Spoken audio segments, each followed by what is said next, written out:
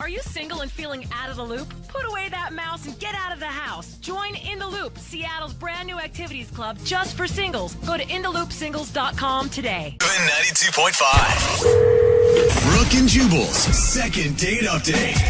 When you take a girl out on a first date, restaurant choice is always important. Usually you should try to find some quaint local eatery. Yeah. Preferably a place that has organic foods, maybe some artisan cocktails. Yeah. Things like that are handcrafted by the bartender. A place where the chef comes out and greets you and talks about the food. Very classy places like that. Awesome, yeah. And that's exactly what Mark did on his first date. Yeah, his email said that he took her to the Cheesecake Factory. Shut up. Good work. That is the opposite. It's hard to get a reservation there. Mark, how did you do it? It wasn't easy, but I had some connections there, yeah. Yeah, I bet. Oh, hi, Roller. Slide the host a $100 bill, and they give you a seat right next to the window where you can watch people carry their bags from the mall. That's right. That's right. It's very classy. Yeah, I know. So why did you decide on the Cheesecake Factory? Well, we were on different sides of town, and we were trying to figure out some place that was between us that we could meet at, and it was just really convenient. Mm-hmm. You were like, hey, girl, you like Mile High mashed potatoes? I'll get you so many mashed potatoes. I'm the one making fun of him for taking it to the Cheesecake Factory, yet I know menu items from there. How bad is that? Is that really a specific menu item? It is. Mile High mashed potatoes, gosh. and it's delicious. That's actually the truth. They do have. I don't know how you know that, but yes, they do have mashed potatoes. I may have been there a time or two. Going into this first date, you guys both felt like you had honestly represented yourself before you met in person. Yeah, I mean, she looked like her picture, which was good, because I've definitely had bad experiences in the past with that whole thing, like the whole angling of the picture thing, so you only see the face, and then she's got the body of Andre the Giant. People are very good at taking pictures to make themselves look way better than they actually look in person, that's for sure. That's absolutely right, yeah. But that was not the case with her. She actually looked like her picture. She was very pretty. All right, that's exciting. And was she cool? I mean, obviously you want to get a second date with her, so she had to be cool, but what'd you like about her so much?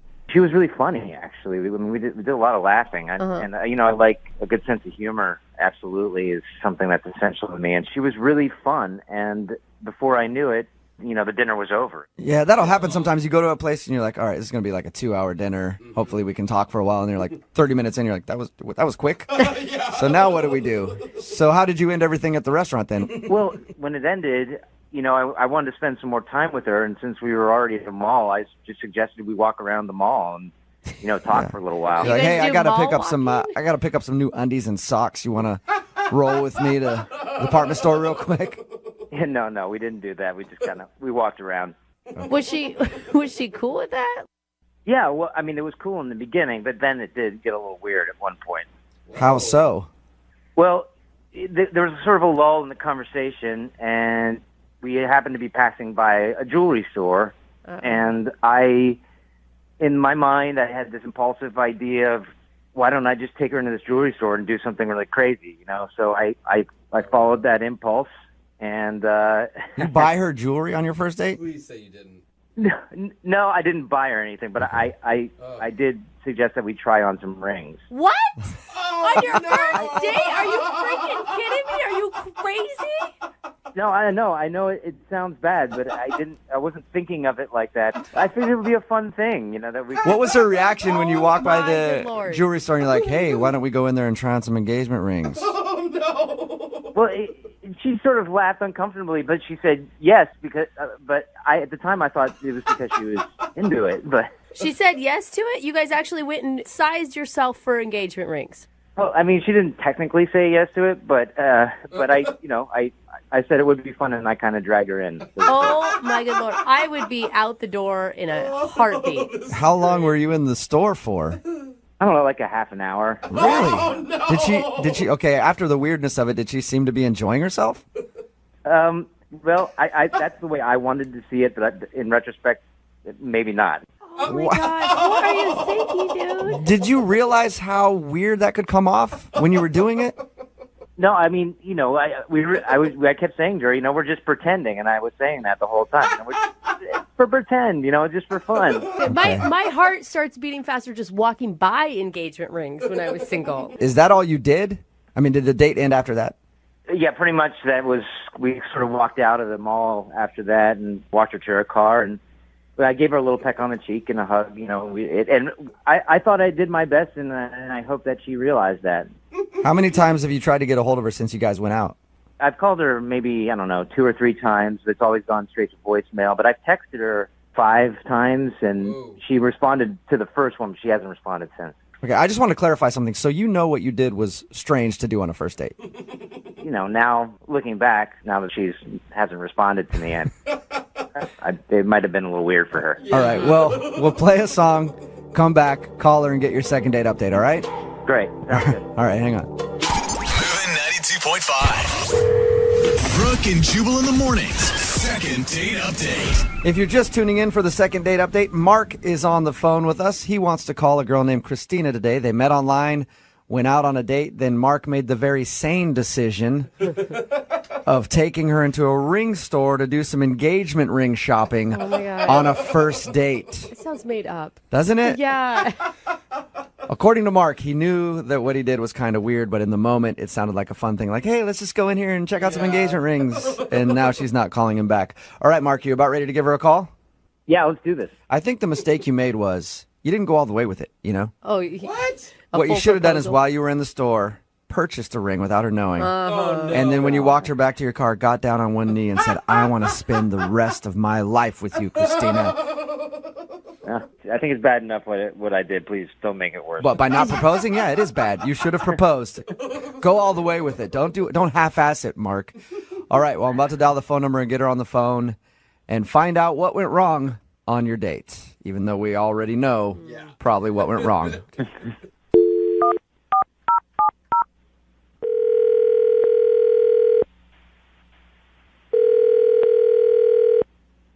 Hello, Hi, can I speak to Christina, please? this is her. Hey, Christina, how are you? This is Jubal from Brooke and Jubal in the Morning. I'm sorry, who did you say you were? What business? It's a radio show, a morning show. I didn't catch that. What business again? It's Brooke and Jubal in the Morning. It's a morning radio program. You can hear it in your car on the way to work and stuff. Okay. You clearly don't listen, right? Are you still talking about the radio thing? Yes, I am. Here, let me explain for a second, all right? We host a morning radio show. One of our listeners actually emailed us to try to get you on the phone. His name is Mark, and you recently went out on a date with Mark. Yeah, I'm not calling him back. We know that, yeah. That's the whole reason that he emailed us. He said, hey, I met this really cool girl named Christina. We went out on a date and had fun, but now she won't respond to my phone calls. Can you talk to us for a second about your date with Mark? Not really. I'm pretty busy. I promise this won't take up much of your time. All I want to ask you about is him taking you to the jewelry store on a first date to look at engagement rings. Oh, man. Wow, he told you about that? Yes, he Okay. did. And he actually admits that he knows that was kind of an awkward move. Yeah, awkward is an understatement. Oh, I would have freaked out if I were you. Honestly, it was just such a strange suggestion. I just thought he was kidding. Yeah. And why did you go along with it? I mean, I didn't want to seem mean. He did seem like a nice guy. It just seemed like a very strange thing to request. Mm-hmm. Yeah. Okay, so that's why you're not calling him back, because he took you engagement ring shopping on a first date?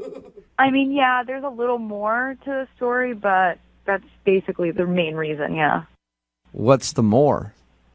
Well, he pulled me in. I thought I seemed apprehensive enough, but he, seemed very excited to go in. And while we were there, I got the feeling that the spur-of-the-moment ordeal wasn't as spur-of-the-moment as he was trying to make it seem. What do you mean by that? I felt like he planned it. One of the girls, when we came in, called him by his name. Shut up. They knew his first name, like, welcome to the store. Yeah, they were like, hi, Mark. Good to see you.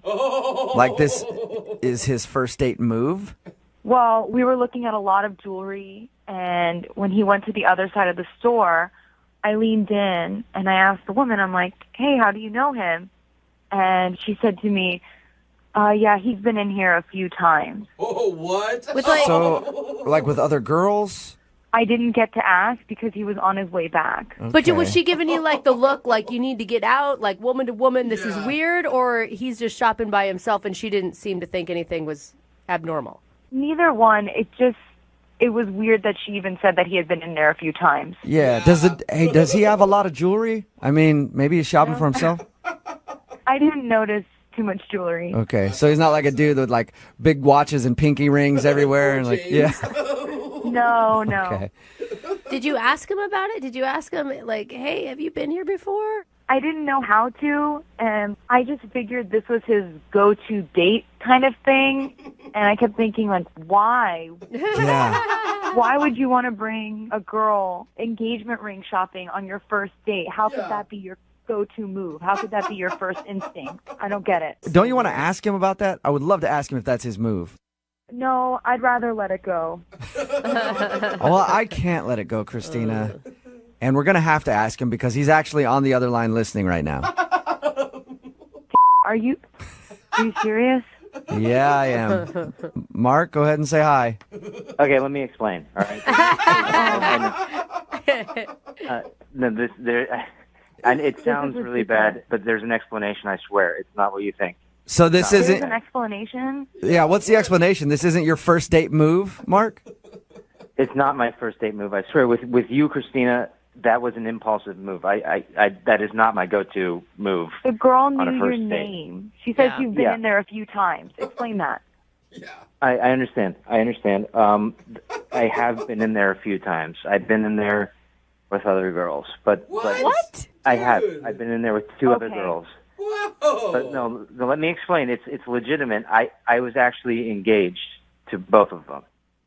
What? Wait, Whoa. you've been That's even engaged worse. twice in like the recent past? Yes, I was engaged twice, and both times we went to that sort of shop for rings. Why would you ever go in there then, Mark? Yeah, that is the Stay dumbest away. thing I've ever heard. I don't know, but what I think probably happened is that I was nervous because there was a lull in the conversation, and it was a familiar place, and I thought, wow, this could be fun.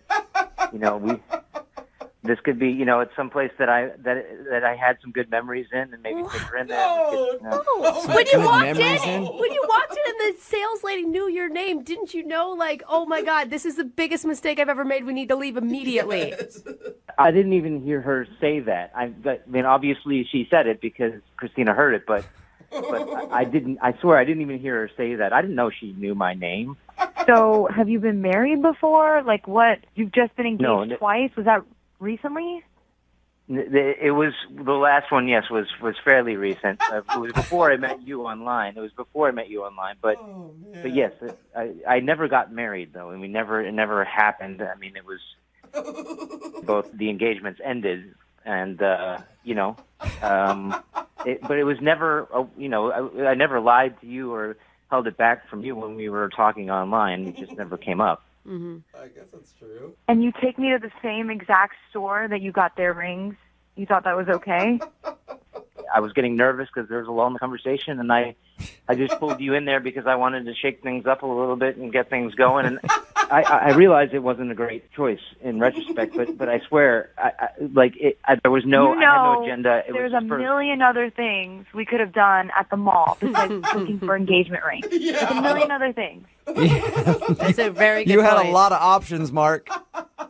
But we were in front of that store when we were. That's true, but you could have walked 3 feet to another store or up to the food court and got some frozen yogurt or something. There's a lot of stuff you could have done. I know. I mean, I know. I realized it was stupid. I wasn't thinking, but that's what I did, and I have no. It was stupid. Are you sure, Mark, are you sure you're ready to be dating right now? Yeah. Yes, I am sure, and I'd like to go on another date with Christina. Okay, cool. Let me ask her then. Christina, would you like to go out with Mark again? And we'll pay for a second date. I mean, my gut is telling me no. Oh, you know what everybody says. Don't listen to your gut. Yeah, I think it's the opposite, right? I don't know. I don't think so. My gut tells me no, it's not. No. I mean, I can't. It was all really strange. I told too many people about that story. I can't go out with that dude now. Yeah. You sure you have the opportunity to be Mark's next ex-fiance? Oh, Jubal. Oh, come on, man! Don't say it like that. It makes me sound like a weirdo. I'm not, I mean, all I did is take a girl into a ring shop on a first date. Yeah, exactly. Yeah, just say what you said again and tell me that's not weird. Brooke and Jubal in the morning.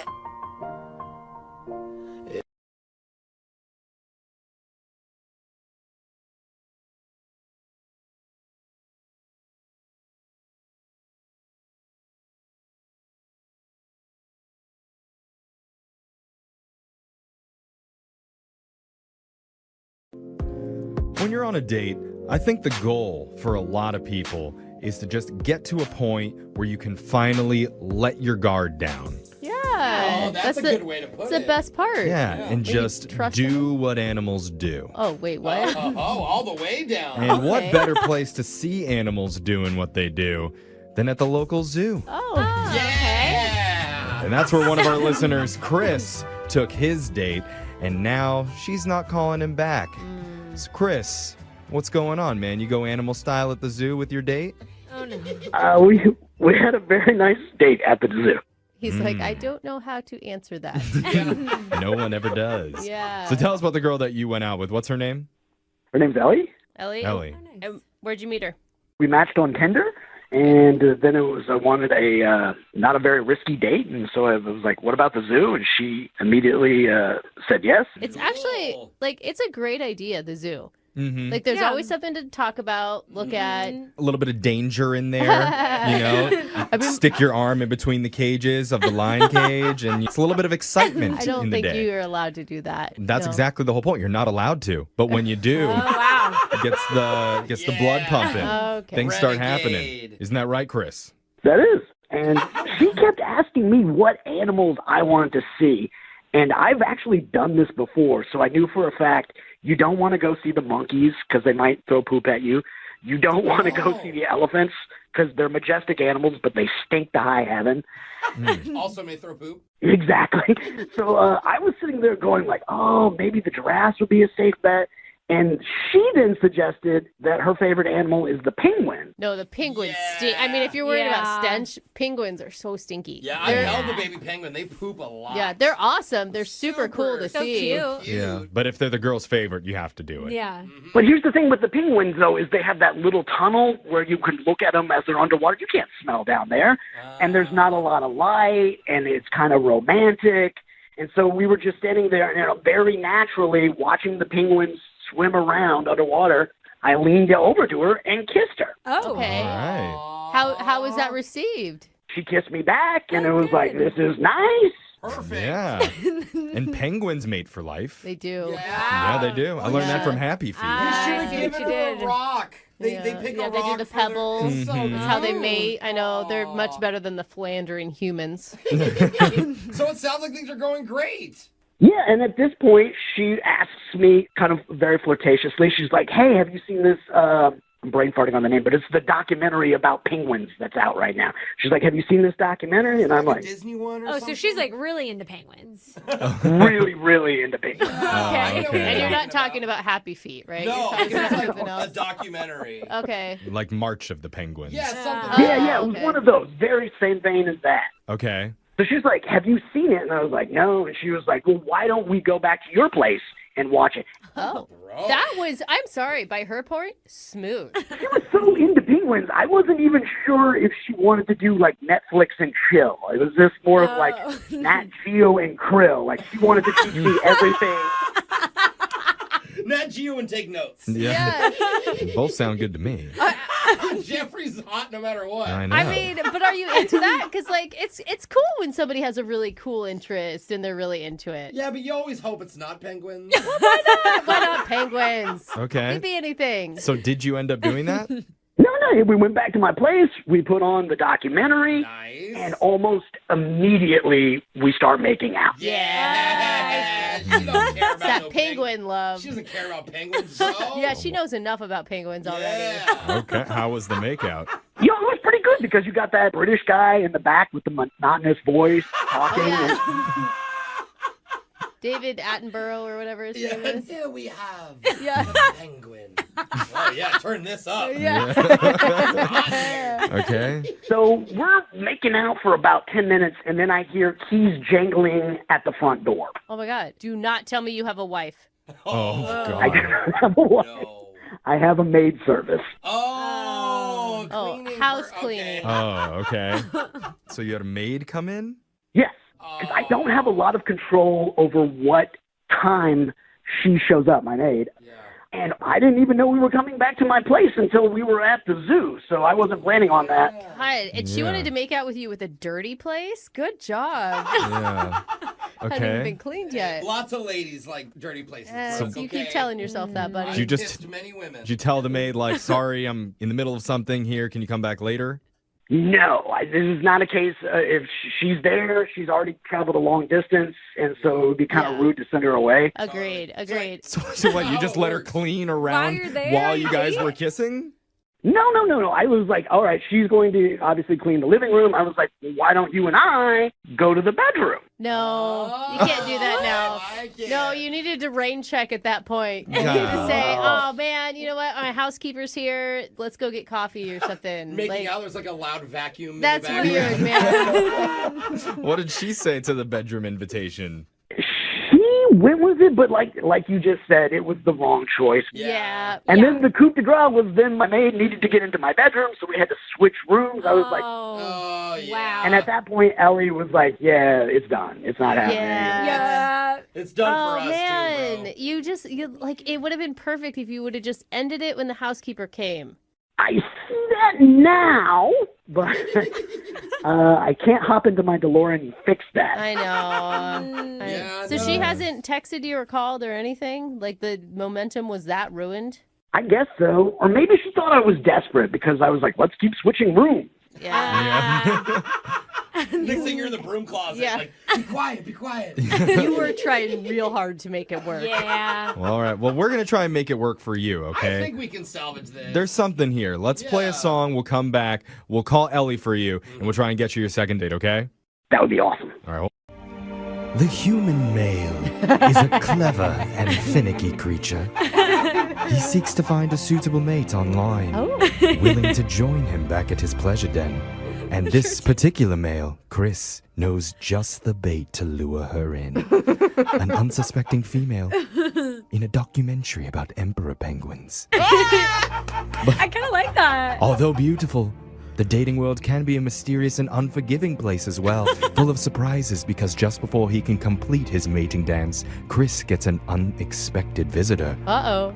A housekeeper arriving to assume her duties and spoil the mood.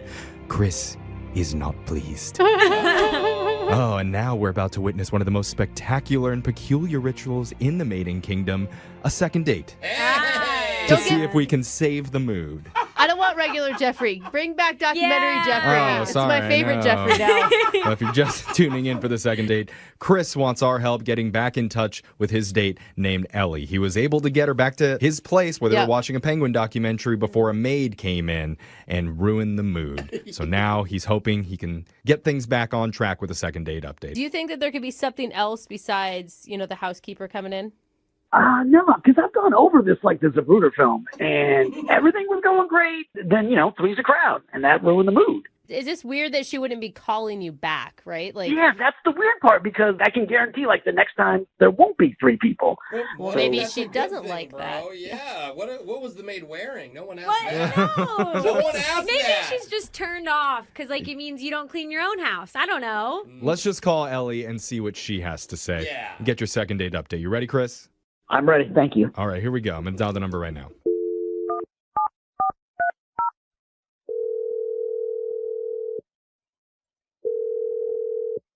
Hello?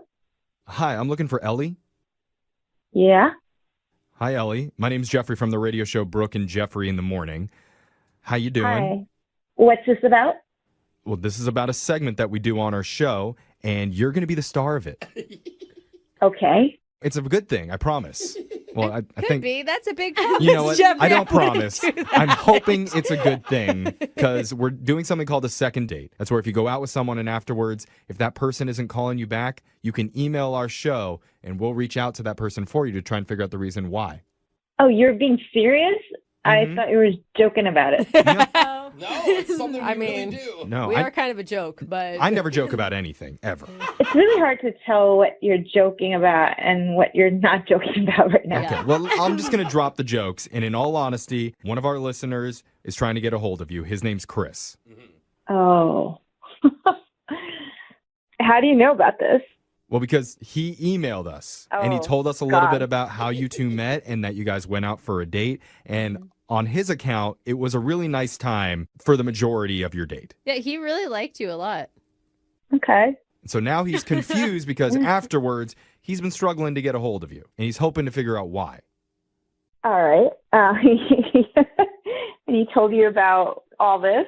He told us a lot of stuff, but like, how do you feel? I mean, did you like him when you guys were hanging out? It sounds like you liked him a lot because he told us that like you're the one that suggested to go back and watch the Penguin documentary at his house, which I thought smooth. Very good move. How he just tells everything, doesn't he? Well, Is that okay? I mean, there's nothing embarrassing that he told us. No, not for me. I mean, well, wait, what does that mean? I mean, I think he's really weird, so. Oh. What makes you think that? Well, yeah, we went to see a documentary on penguins because I love penguins, and it started to get a little flirty and stuff, you know. Mm-hmm. And, well, it's so funny. Okay, well, his maid walks in, and I mean, he told us about that it kind of interrupted the mood and took things down a level, but he feels really bad about it. And to be fair, it's not like he planned it. I mean, he didn't know that you guys were going back to his place. Yeah. He just had the housekeeper scheduled. I mean, it definitely ruined the mood, and it's not his fault technically, but he acted really weird towards her. Towards the Wait, housekeeper? what? Yeah. What do Like you how? mean? He, like, jumped up when she came, like, immediately and gave her a hug. He Okay. hugged her.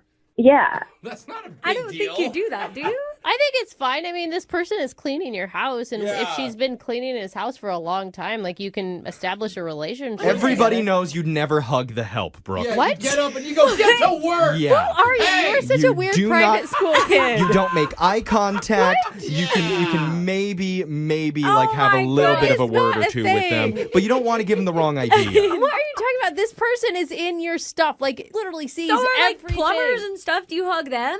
If they were at my house every week, Oh, I'd hug God. them. Brooke does I more than hug the mean- plumber. Yeah. Sure. Well, So wait, that's why you're not calling him back is because he hugged his housekeeper? not just that, like, she came in a French maid outfit, like the type that you see on Halloween, like, Oh, now we're talking. Wait, hold Oh. on. She was dressed like a Nice. sexy Yeah. French maid. yeah. Like the feather duster that doesn't do the anything. duster, And yeah. Yeah, the I mean- feather duster. so you think he's hiring her just because she's hot? I'm confused. Yeah. I don't know why he's doing it, but that was a red flag. I don't know why he's doing that either, Ellie, but I do know how we can find out. And that's by just straight up asking him. Because Yeah. he's on the other line listening and he wants to join this conversation. He's on the phone? Yeah. Yeah. Yeah. Oh, God. He's been waiting like a little dirty boy that he is. Chris? Yep. Yep. That's all you got, Chris? Yep, that's a little dirty boy. Oh. I have an answer here, but if I give the answer, you're going to think even worse of the situation. Uh-oh. Oh. And it's not the case. It's actually a very innocent mistake. Uh-huh. And I think I was trying to plaster over it with a white lie, and it's actually gotten worse. Oh, no. Okay. What Just is spit it going out, on? Chris. Yeah. I think you're already in a pretty bad position as it is. I don't think it could get much Okay, worse. okay. I do not have a housekeeper, a maid. I do not have a cleaning service. Oh. The woman who came over and has keys to my apartment is my mother. Whoa! No, let's rewind. Your mom is the one that showed up in a French maid outfit? Because she's a theatrical person. Yes, when she would drive me around in high school, she would wear a chauffeur's outfit. Wait, hold on. Oh, dude. Okay, hold on. You live with your mom in a one-bedroom apartment, or your mom comes over dressed as a sexy French maid to clean your house. Neither are good options right now. Yeah, pick one, though. Yeah. It is a French outfit. I do not think it is a sexy outfit. And I think it's just she likes to get into character. Okay. You couldn't ask her to come back if it's your mom. Does And this- why is your mom cleaning your apartment? She only does it like maybe once or twice a month, and she's coming from all the way across town. And I don't want to ask her to go back because it's late at night. I don't want her driving at that time. So you were making out with her That's what I while was your thinking. mom was in the other room vacuuming? Yeah, that's not weird though. Again, dressed as Not a French normal. maid. Not normal. I thought it was going to be like some weird S&M thing he was into, and I'm actually now better with that than I am with what No. was happening. This is not an S&M thing. This is a completely normal thing. And I would just like to say that my mom thinks you're really cute, Ellie. She thought you had a great figure, and she was like, you did very well for yourself. Brooke, listen to that. Did you just say that your mom thought that Ellie had a nice figure? Again, you're making it weird when you put emphasis on it. I'm just trying to clarify here. You know, you could have introduced me to her if that was your mom. What? Would that be better? I'll take responsibility there. I was caught flat-footed. I didn't know. I know my mom, when she's in her cleaning character, she likes to stay in character. So when I went over there and I hugged her, I briefly whispered in her ear. I was like, hey, you do your thing. We're going to go to the bedroom. You do your thing and you clean my apartment because I'm a grown man and I'm going to make out with a woman in my bedroom. This is... That's a life, isn't it? Man. Dude, there are so many red flags here. No, Ellie. you have the coolest mom ever, honestly. She's just I think my mom is very cool. Most people think my mom is cool. And I bet you she cooked for him after. You so. are a grown man. Do your own She chores. makes a hell of a meatloaf. Oh, no. That's a selling point if I've ever Oh my heard God, one. that So, is so unattractive. Ellie, with that said, Oh, man. would you like to go out on one more date with Chris? We will pay for it. I'm good. Yeah. We all saw that coming. Dude, Come on. Chris, I'm sorry, man. I'm really bummed out. I didn't realize my mom screwed this whole thing up. No, you screwed the whole thing up. I'm bummed out for you, Chris, because now Ellie won't be able to go out on the second date and meet your dad as the butler. Or the police officer. Yeah, total loss, man. Gross. Moving 92.5. Brooke and Jubal's second date update. A listener named Rick is on the phone to do a second date update today, and he already knows that the girl he wants to call is not interested in going out with him romantically ever again. Oh, so this is going to end well? Yep. Yeah, why are we doing this? Because she texted him that and let him know that she doesn't want to go out. Yeah, But he that's- still wants to do a second date update. We'll get to what you texted in just a second. But Rick, why not just give up the fight, man? I don't know. I feel like there was some, I don't know, just some unfortunate things that happened on the first date that really aren't an indicator of whether or not we should be together. Okay, listen. Some people can't take a hint. That's not a hint. That is very direct. Yeah, but I need a second chance. I want to convince this girl that she should go out with me. We had a nice time, and she was really, really hot. So I just wanted to see her again. I love that that's always the first thing a guy says. Well, I mean, that's, we didn't spend that much time together. I didn't get to know her that well. All right, well, tell us a little bit about her. What's her name? Her name's Kelly. Kelly, and where did you meet Kelly?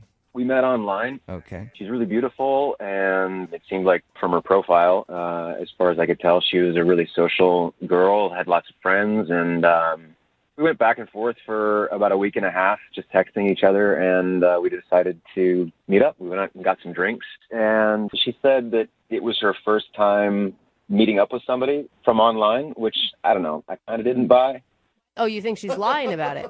Well, no, I just think that that's something that everybody says when they're meeting up with someone for the first time. Yeah. Nobody likes to admit that they're online dating. Like, man, I've been on this site for 3 years now. Still can't make anything work. You're my 30th date. Yeah.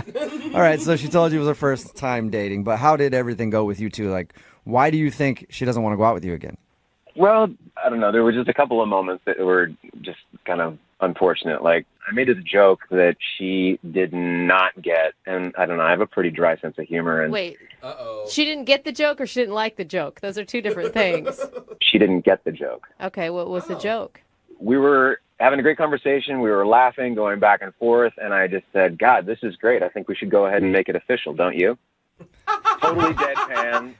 Oh, no. Totally deadpan. That's not very funny. Yeah, the delivery was a little off. Yeah. So she didn't laugh at that joke, huh? No. Yeah, no, she didn't think it was very funny. And I told her that I was joking, and she kind of laughed it off. And Oh my God, she probably thinks you're lying about the joking line, and you think that she's lying about never online dating. You guys are really... yeah, we're a couple of liars. We're made. Yeah. I'm surprised this didn't work out. Did you recover from that joke, or was it awkward the rest of the night after you said that? I mean, she kind of chuckled after I said I was joking, and she shrugged it off, and we continued to have an okay evening. And then she went to the bathroom, and we were kind of getting ready to say goodnight, and she came back, and I paid the bill, and she said, this is kind of embarrassing, but she said, she's like, I don't know if you know this, but your shirt's inside out. And that's awesome. She was right. My shirt was totally inside out. I don't know how. No, wait. To be fair, was it a T-shirt or a button-up? It was a T-shirt. All right. So you had your shirt inside out the whole time, and then you made an awkward joke about you two making things official like 30 minutes into your date.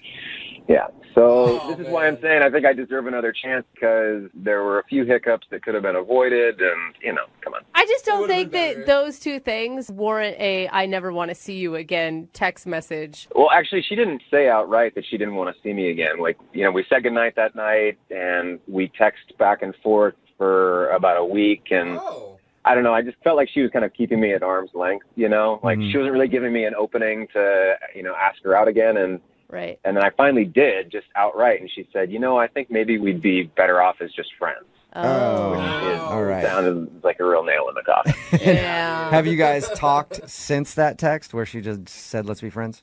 Well, I responded saying, really? Why? Come on, let's grab some dinner. And she didn't respond to that. So, well, that's not a good friend. Exactly.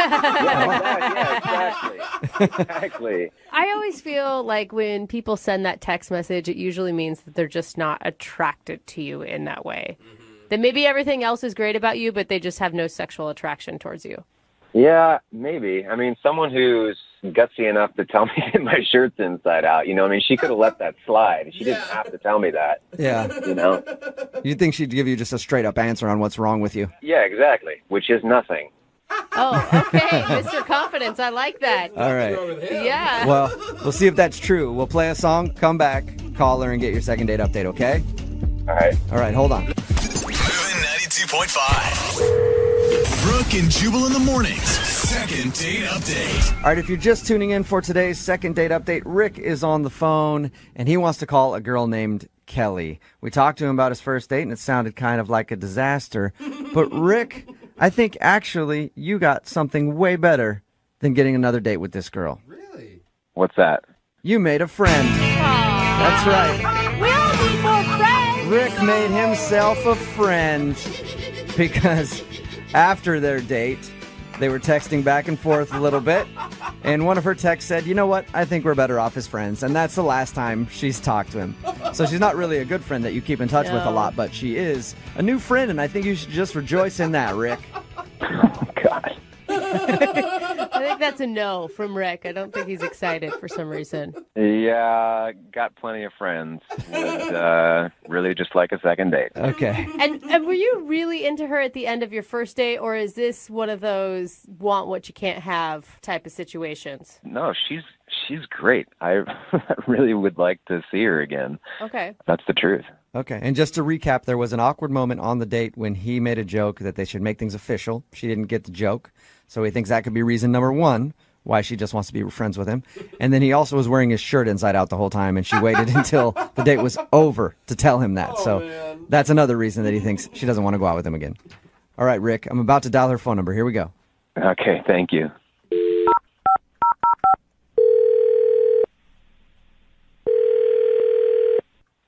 Hello. Hi, I was looking for Kelly. Yeah, hi, this is Kelly. Hey, Kelly, how are you? This is Jubal from Brooke and Jubal in the Morning. Hi. You familiar with the show? The show? Oh. No, she just apparently knows another Jubal from Brooke and Jubal in the Morning. You sounded like you knew who it was. Brooke and Jubal in the Morning, it's a radio show? This is the radio show? Yeah. I don't think it's who you thought was calling. Yeah, wrong number. No. The reason that I'm calling you is because one of our listeners actually emailed us and asked if we could get you on the phone. Okay. His name is Rick. Rick? Yeah, and Rick's kind of a friend of yours, like a new friend. You guys went out on a date together. Oh my God, Rick? Yeah. Oh my God. Is that a good? We do a segment on our show called the Second Date Update. It's where if somebody goes out on a date with somebody and then gets blown off, they email us to see if we can get that person on the phone and ask what went wrong. So Rick, He emailed you guys? yeah, and he's curious why you don't want to go out with him again. I already told him we could be friends. Yeah, he did tell us that, but he's curious why he's being put in the friend zone right away because he would love to like go out on an actual date with you again. Oh my God. And you know that friend thing was a lie because according to him, you haven't texted him again after wanting to be friends. Well, yeah. So can you tell us why you don't want to go out with him again? You know, I was so hesitant to do online dating because, one, I liked meeting people the old-fashioned way, but my friends were like, no, it's so much fun, you have to do it. But they all had horror stories of how everybody lied on their profile. Yeah. I've never heard anyone say it's so much fun. Yeah. So you gave in and did it, and you met Rick. Did he lie about his profile? Is that what you're getting to? Yeah, he is a liar. Whoa! What did he lie about? Did he look different? No, he looked exactly like his photos. Okay. So that was nice. That's he good, at least. He represented himself the same in the photos. Okay. It was like everything else in the profile kind of seemed like a lie. So was he like an entrepreneur, but it turns out he lives in his mom's basement or something? Kind of similar. I'm a very active person, and what really drew me to his profile was his interests. He said he loved hiking, he loved rock climbing, snowboarding, and photography. Yeah. And these are all things I am very passionate about. So I was hoping to meet somebody where we had similar interests that we could do these things together. Mm-hmm. Right. That's a pretty sexy profile, I'm not going to lie. I would be turned on by those things too. Yeah. And when the conversation happened and I would bring up, like I talked about going snowboarding once a year with my family and something I look forward to every year. And I take my snowboarding very seriously. And he had nothing to say about snowboarding. What? Well, maybe he just didn't have anything to add into the conversation. That doesn't mean he doesn't bored. Yeah. But then I brought up hiking because his profile says, I love hiking. All caps. I love hiking. All right. And I said, hey, when's the last time you went hiking? And he just threw up his hands in the air and shrugged his shoulders and said, I don't know. And you said it was in all caps on his profile that he loves hiking? All caps. Whoa. Exclamation point. All right. It's such a weird thing to lie about. Well, that's like the basic thing to say, right? I love hiking. I love outdoors. Yeah, if you want to seem like an outdoorsy type of person, you just say you like to hike. Yes, it was just so strange. He had nothing to add about this, so I kept asking more questions about the rock climbing and mountains he liked, and he would just stare at me with like a blank stare. So, Then I talked about photography Yeah. and asked him what's his favorite camera, and he said, I don't know, I just use my phone. super passionate, obviously. iPhone. Yeah. So I have no idea what's going on with his profile, if he just copied somebody else's or if he thought it was good bait to get women to respond to his profile. Yeah, to seem like adventure dude. Love it. Yeah. Yeah, I don't know. It was just so bizarre, like such a weird thing to lie about. Well, this is going to be a good experience for you, too, because he's actually on the other line listening and would like to What? talk to you about his interests. Yeah. He's actually on the other line. He's on the other line? Yeah. Hey, Kelly. Wow. Hey. Wow. Big misunderstanding here. Yeah, sounds like it, Rick. It's one way to word it. So, you heard everything. Everything I said was true, right? Can you explain why you put all those things on your profile? Well, I put them on my profile because I'm interested in them. But it doesn't sound like you do any of them. Well, no, I mean, not as much as I would like to, but I work 60 hours a week. I work really hard, and yeah, the last time I went hiking was well over a year ago with some friends, and I had a great time, but I don't have the opportunity to go with them every time that they go. Rick, you said you never went snowboarding. And then your profile says it's a passion of yours. I mean, I guess passion is a little strongly worded, but I don't know. I think it's really cool. Like, I watched YouTube videos and. So there you go, Kelly. He is passionate about it. He's watching YouTube videos of snowboarding. See what I mean? He's a liar. Rick, I can't believe that this is the first time this has been an issue for you in all of your online dating experience. Like, no one else has brought up the fact that you say you love snowboarding and have never actually gone? Well, no, because most girls are just interested in talking about themselves. You know, Rick, I'm not like that. I enjoy talking to the other person. I enjoy getting to know somebody else. So I think you owe it to other women you're going to be dating to represent yourself accurately. I think you should change your profile. Whoa. That you like Netflix. Yeah, there you go, Rick. I'm passionate about watching snowboarding on YouTube. That would be a better way to put it. But I'm not going to change my profile. I said that I love snowboarding because I love snowboarding and I love hiking. Yeah, I don't go every day or every week, but every time I've done it, I really enjoy it. So yeah, it's an interest. I'm not gonna say on my profile that I'm interested in algebra, which is what I do every day. I mean, like, come on. See, but I think you're not giving people a chance to get to know the real Rick. I mean, I understand that there's a lot of pressure when you fill out those dating profiles to sound like a really cool person, and sometimes when you put yourself on paper, you realize how boring you are.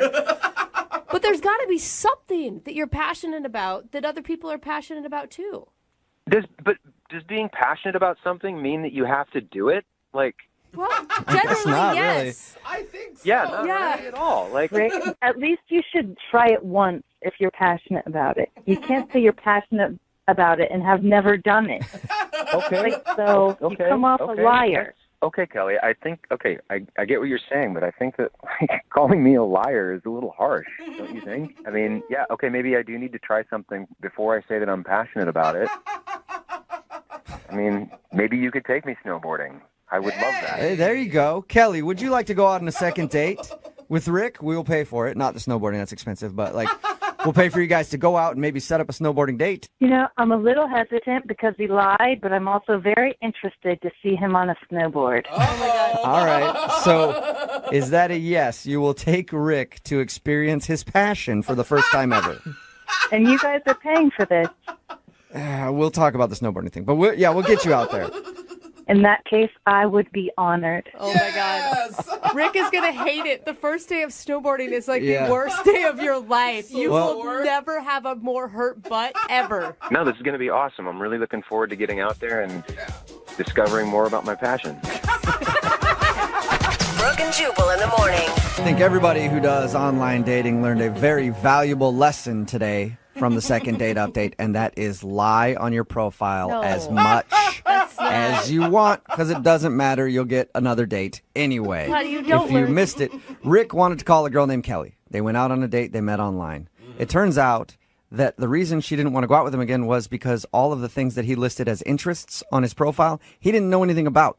Not at all. He said that snowboarding was a passion of his, and he's never even been snowboarding. He's just seen videos on YouTube and thought he could list that as a passion. So she's like, he lied about everything. And I like when we called him, or when she had confronted him, he stuck to it.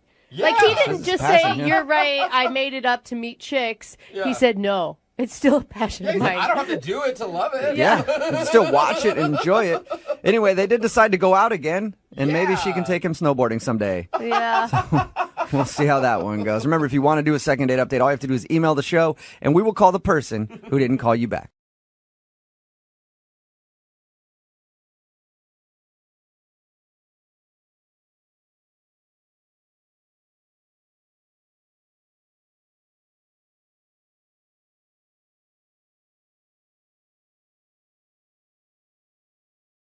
We got an email asking for a second date from a guy named Rick. Okay. And Rick said in his email that he met the woman that we're about to call for him today in a grocery store.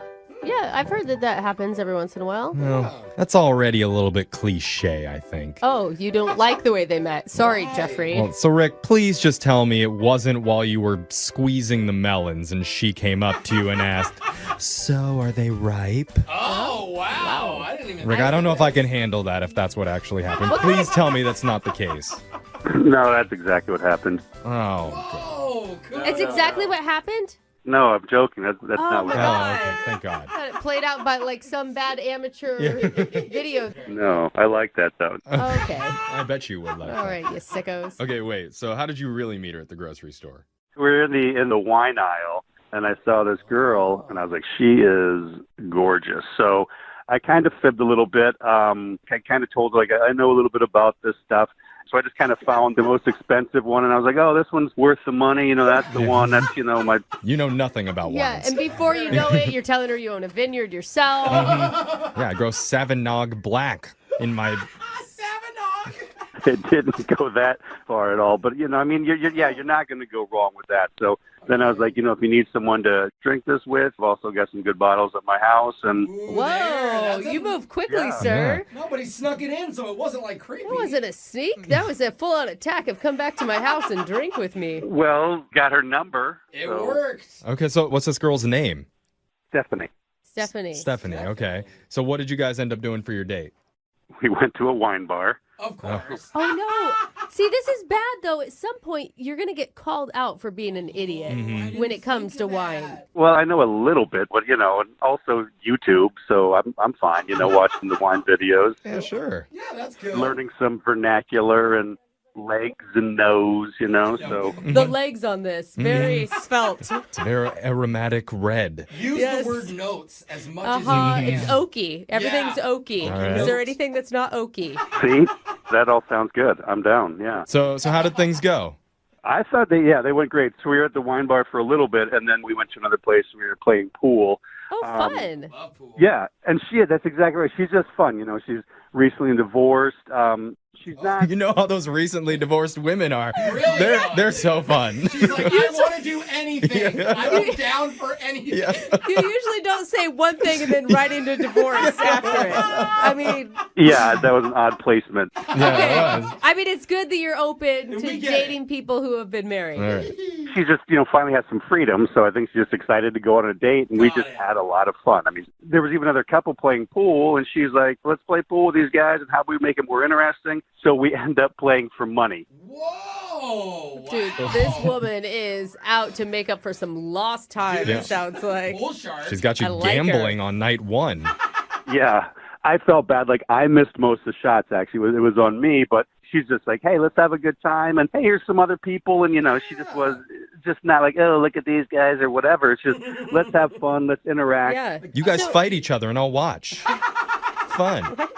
So wait, I have a question though. I mean, do you know, are you her first date out of being divorced? Oh, that's a good question. Like, how recent are we talking?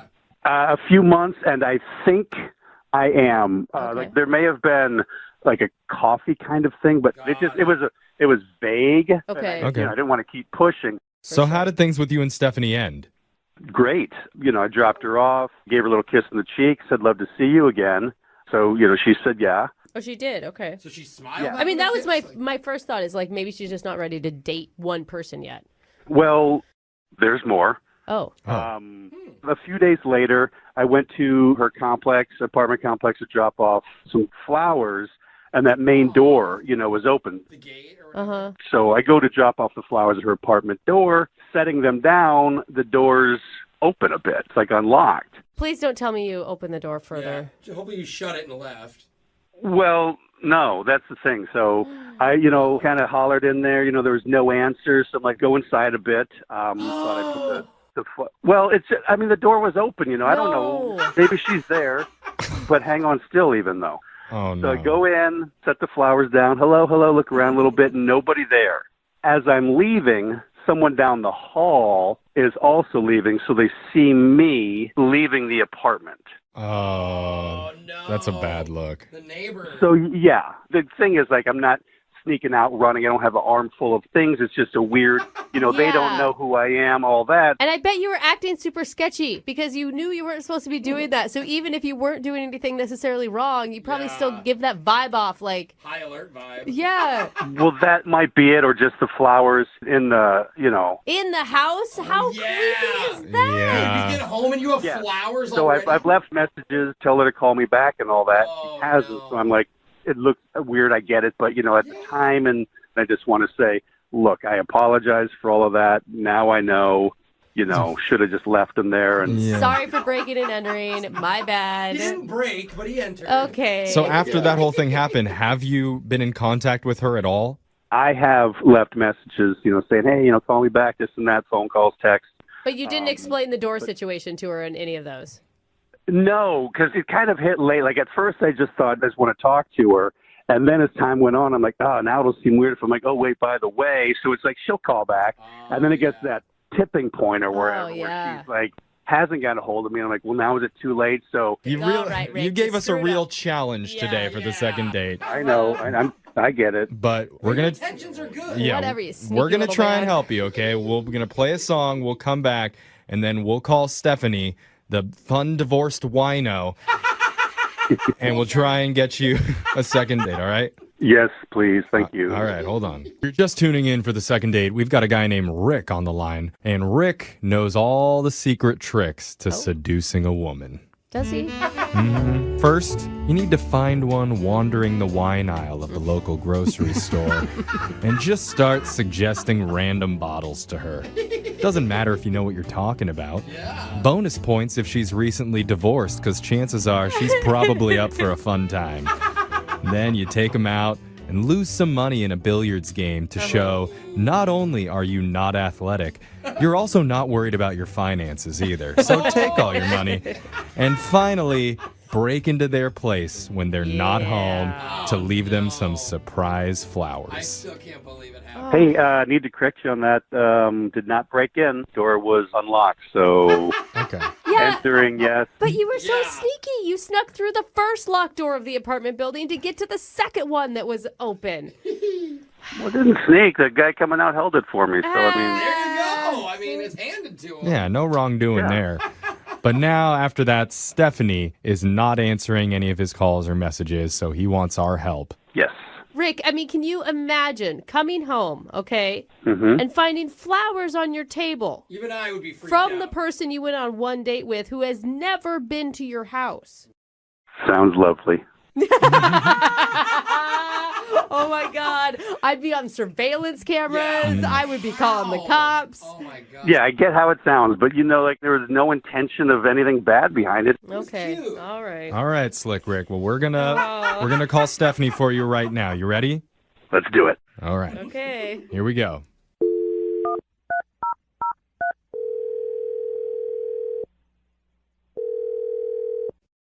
Hello, Hi, can I speak to Stephanie, please? this is Stephanie. Hi, Stephanie. My name's Young Jeffrey from the radio show Brooke and Jeffrey in the Morning. How are you doing? I'm sorry, who is this? You haven't heard of Young Jeffrey from the radio show Brooke and Jeffrey in the Morning? Okay, yes, I've heard of you, but You liar. Yeah, she is lying. You don't have to make me feel good. It's okay. It's okay, Stephanie. It's a radio show. a radio show? Yeah, you totally heard of us, Yeah. obviously. Sounds like you're our biggest fan. Hey, we're doing something called a second date. That's where if you go out on a date with someone and afterwards they're not calling you back, you can reach out to us and we'll call them for you to try and figure out the reason why. Okay. And someone reached out to us about you recently. His name is Rick. Oh, yeah. Rick, yes. Okay. Okay. That's actually a better response than I expected. So he reached out to you guys? You know, Yeah, I don't even know how long it's been since you guys went out, but he says he's not been able to get a hold of you and he's really hoping to reconnect because he had a great time on your date. He did say a lot of nice things about you, Stephanie. well, that's very sweet. And he is very nice. Yeah. And the date was great. It's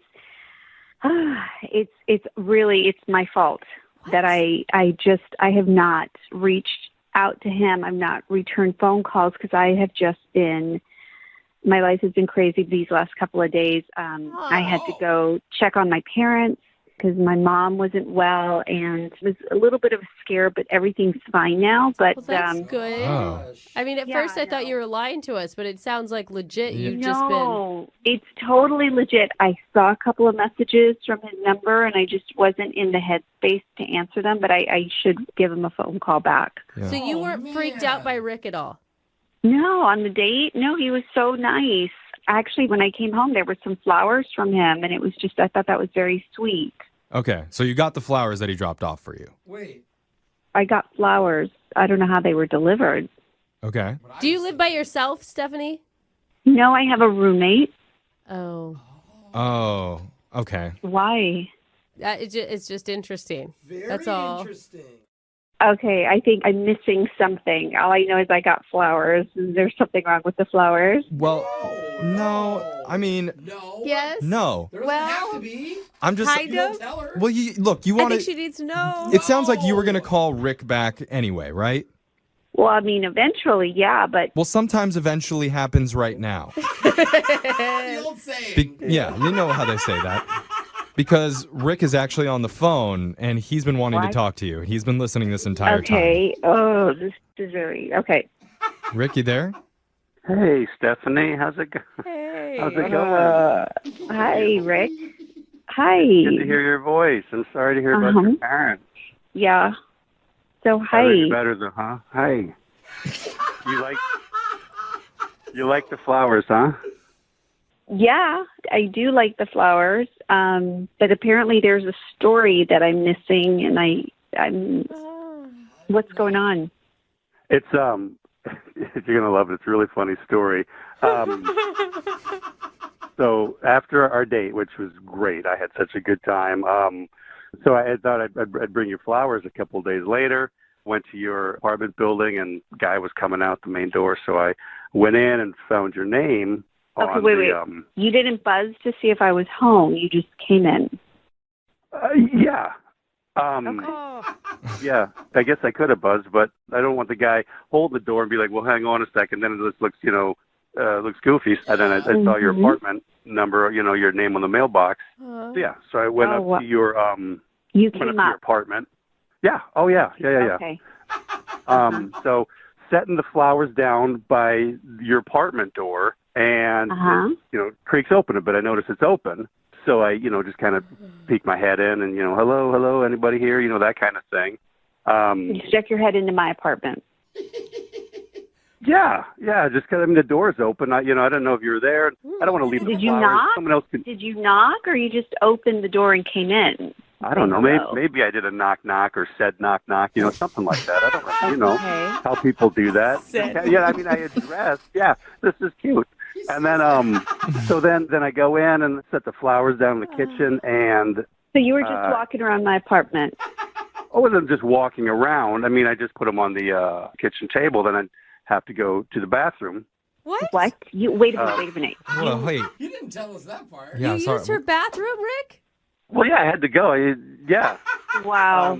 Okay. Please don't give me more information on that. Then what? Well, let me say this. I know that makes you nervous, but it was just number one, so that's all. Don't worry about it. So it's fine. Everything's fine. Well, that's what she was getting after. I know that. So then I hear, I guess now your roommate. I didn't want to scare her, so I pop in the closet. Wait, I didn't want her. Hold on. You were hiding in a closet? You didn't tell us any of this. Well, I didn't. Okay. Yeah. What do you mean, okay? How do you just forget? That's No, for huge. real. How long were you in the closet for, Rick?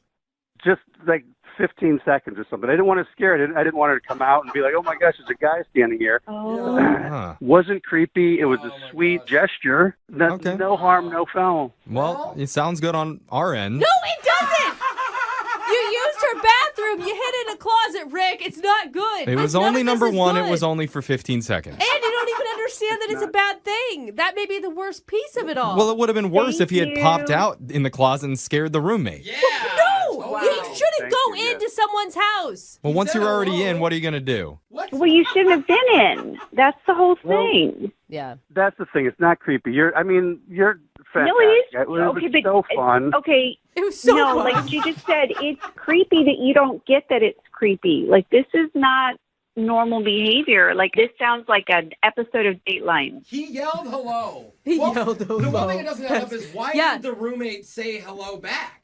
Oh, I yeah, just it's thought the of that. roommate's fault. Maybe she was doing laundry. Like, honestly, don't put this on my roommate. Yeah. It's not her responsibility to, like... He just seems so nice. Yeah, and you know what? Some of the most famous serial killers also seemed very nice. That was kind of their whole shtick. Yeah, Ted Bundy was Ted Bundy, hello.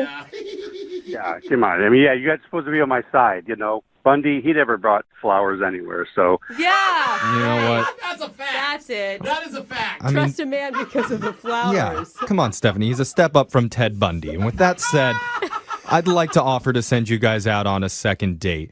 We'll pay for it. Now, remember, please consider before you answer the intent behind what he did when he was delivering you the flowers. He has an explanation for everything. I don't know. You don't know? This is strange. Yes.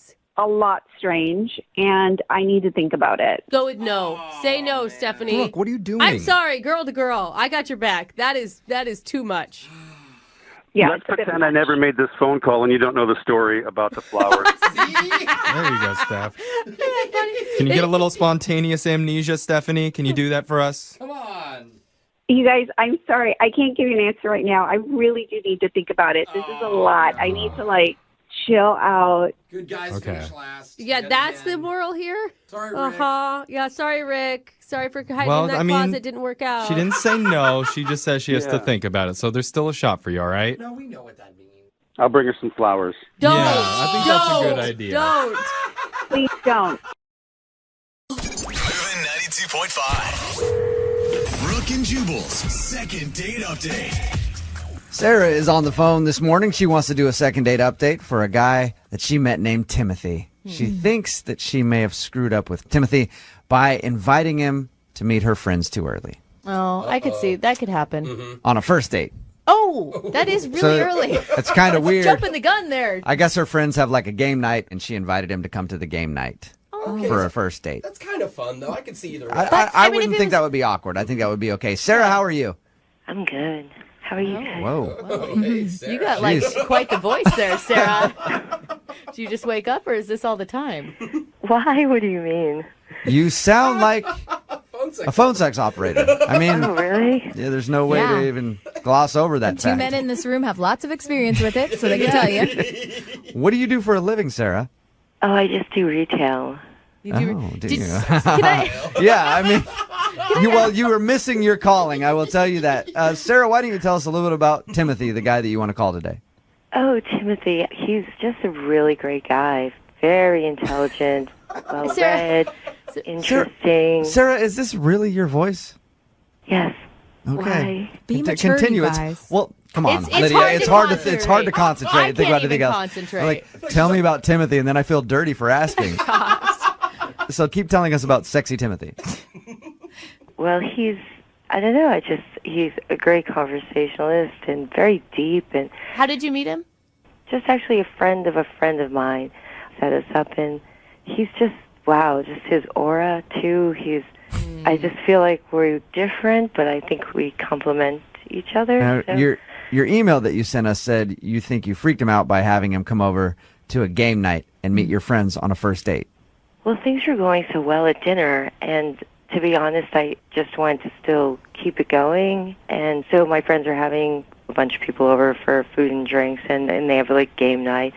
So I'm just worried that, I don't know if he felt too much pressure, maybe they were asking him too many questions, but they're just very open like that, you know. What was the most like blunt question that he was asked? My friends are very open, so they just wanted to see like if he had any set religion or how he felt about gay marriage, like just really everything. He got grilled. Heavy dude. topics on a first Yeah. date. Wow. But I think, they thought he was wonderful, like I did, but they can be direct, and the type of person they want me with is someone's very open-minded. Yeah. So Did he seem okay with that? actually, I don't know. I think he was okay. Sometimes I could tell he was just kind of looking at everyone and observing, but then other times he was definitely participating, but I don't know. Sarah, did you guys seem to be on the same page with what you were expecting out of the date? Because I feel like sometimes when you introduce him to your friends, and if you had been talking a lot about this guy to your friends, it may come across as you're ready for a relationship and want to make the next move, where maybe he wasn't there quite yet. Oh, we really didn't talk about it, but I don't know. I really tried to be aware of his energy, and he seemed to be pretty okay. Then suddenly he was like, okay, I think I'll just get going home and I'll call you. So, but he hasn't called. How long did he hang out with you and your friends? Like an hour, maybe a little bit more. And I didn't want to be pushing it, but I really feel, when you feel like the universe is kind of like drawn you to someone and that person to you. So Sarah, are you really into like astrological signs and stuff too? What do you think? Yeah, well, I'm just saying, I'm wondering if she talked a lot about their auras and the color of them. And I definitely told him he had a great aura. I mean, I felt it right away. And did that freak him out? No, he was like, wow, no one's ever said that to me before. And I said, it's beautiful. It really is. Nice. Well, we're going to play a song, come back, call him, and get your second date update, okay? Okay. All right. Moving 92.5. Brooke and Jubal in the mornings. Second date update. Welcome back to the soothing sounds of today's second date update. Sarah is on the phone with us. Sarah, can you just talk to me for a second and tell me how excited you are to be doing a second date update with us? Jewel, I am so excited. This cannot be real, Sarah. Now Sarah's playing into it. Yeah, we need to be doing love requests with Sarah, not a second date update. You do have the best voice by far that we've ever had on the air here. So it's weird that if Timothy can, in fact, hear, it's weird that he wouldn't be calling you back. I know, Brooke. That's why I feel like maybe I kind of blew it by introducing him to my really and you kind of blew it because that was Lydia you're talking to, not even Brooke. That's okay. But it doesn't matter. Okay. Oh, sorry. Whatever you say, who cares? You can call me Brooke if you want to. All right, Sarah, we're going to give Timothy a call just to update everybody and make sure that they know what's going on. You met Timothy through a friend of a friend, took him to meet up with a group of your friends for a game night. He was there for about an hour and then took off and won't call you back. And you can't figure out why. You're thinking maybe your friends were a little too hard on him with the questioning. Yeah, that's because we had a lot of chemistry. Did you guys ever kiss or anything? I forgot to ask. We were very touchy with each other, and we almost kissed. I don't know what you just said, Sarah. It's okay. Sarah, Yeah. if you guys were going to kiss, can you describe how it would happen slowly? Okay, let's get to what calling exactly would Timothy. happen there? That is enough. All right, Sarah, we're about to call Timothy and see if we can get him on the phone and get your second date update. Are you ready to go? Yes. Okay. Thank you. All right.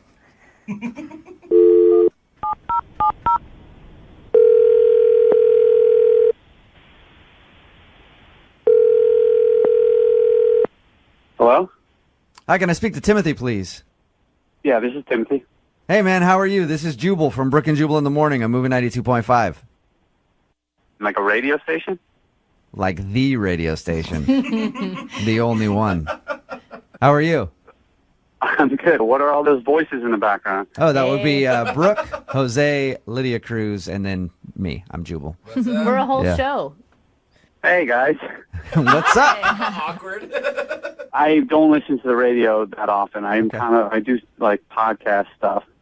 Nice. Well, we're sort of like a podcast that you can listen to in your car. If you Timothy, we're calling you because you recently went on a date with one of our listeners. And she emailed us to ask us to give you a call and find out why you're not calling her back and don't want to go out with her again.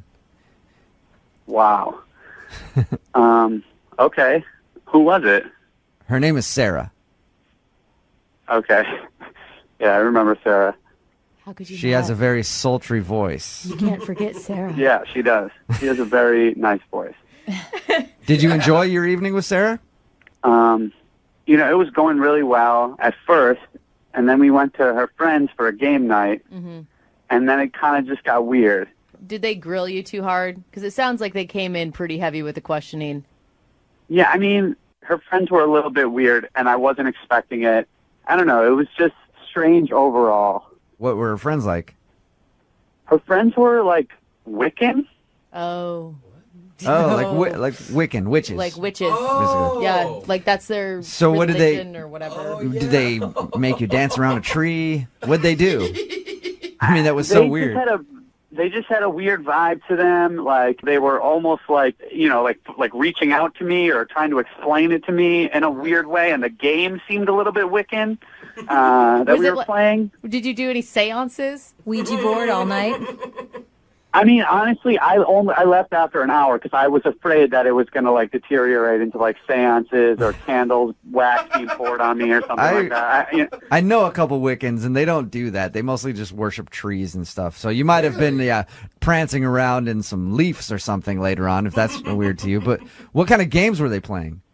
I don't even know what. It was like a weird game, and the dice were, like just weird dice.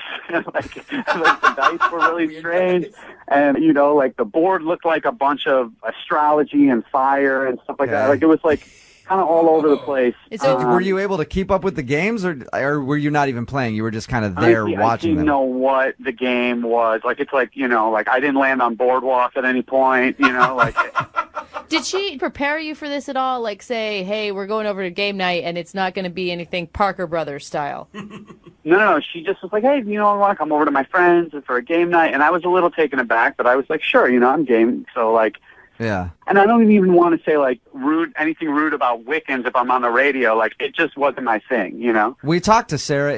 Did she share with you that she's a Wiccan, or is she Wicca? Do you know that? I mean, I kind of assumed she was based on her friends, like I wouldn't imagine she's like Pentecostal or something like that, you know what I mean? That would be quite a shock. Yeah, hardcore Catholic, hanging out with them all the time. She's Jewish. Well, you know what the best way to find out is, Timothy, is just to ask her. I guess. I mean, you know what? Let's do that. Let's do that then.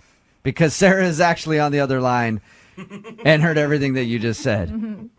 Oh, my God. I just want to start off by saying my friends really are wonderful people. And I think... I feel a little bit, honestly, Sarah, I feel a little bit ambushed by this. Like, I had no idea you were on the other line. And, listen, I don't mean to... I wasn't trying to be judgmental of your friends. It was strange. For someone who is unfamiliar with Wiccan stuff, it was a strange situation to be dropped into. But Timothy, I think that's just like if they happen to be all Republicans. I mean, would you have this reaction? They didn't impose anything on you. I think that, like a lot of people, when they hear Wiccans or witchcraft, they think, "Oh my gosh, evil," and they're gonna put a spell on me and sacrifice an animal. Which actually, we're so respectful of the environment and animals. And these friends, I met them, and I did start to get into being a Wiccan for a little bit, and then I realized it wasn't for me, but I felt like we had a really great time together up until that. Didn't you feel the same way?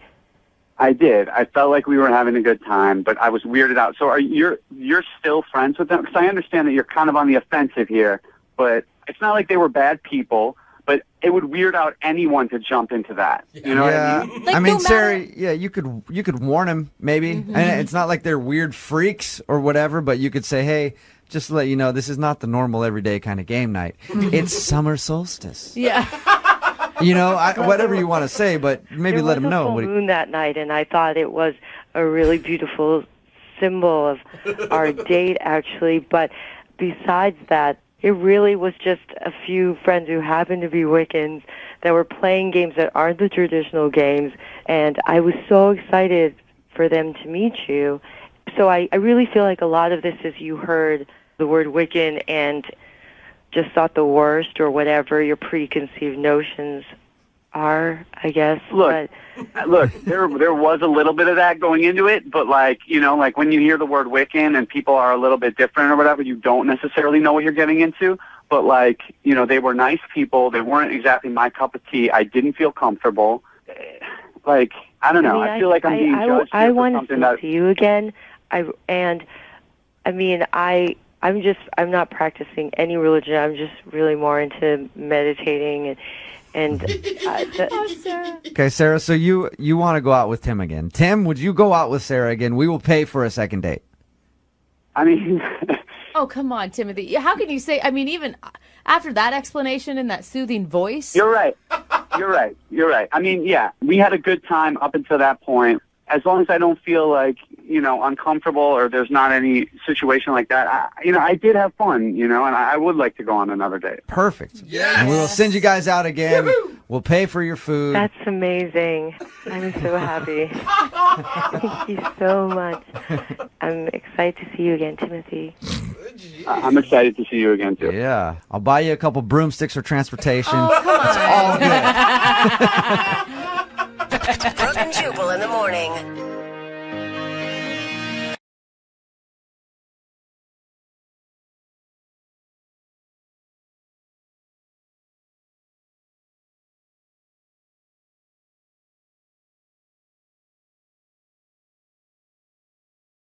Need LASIK? Trust the experienced team at the LASIK Center at Evergreen Eye Center. No glasses, no contacts, no limits. What will you do?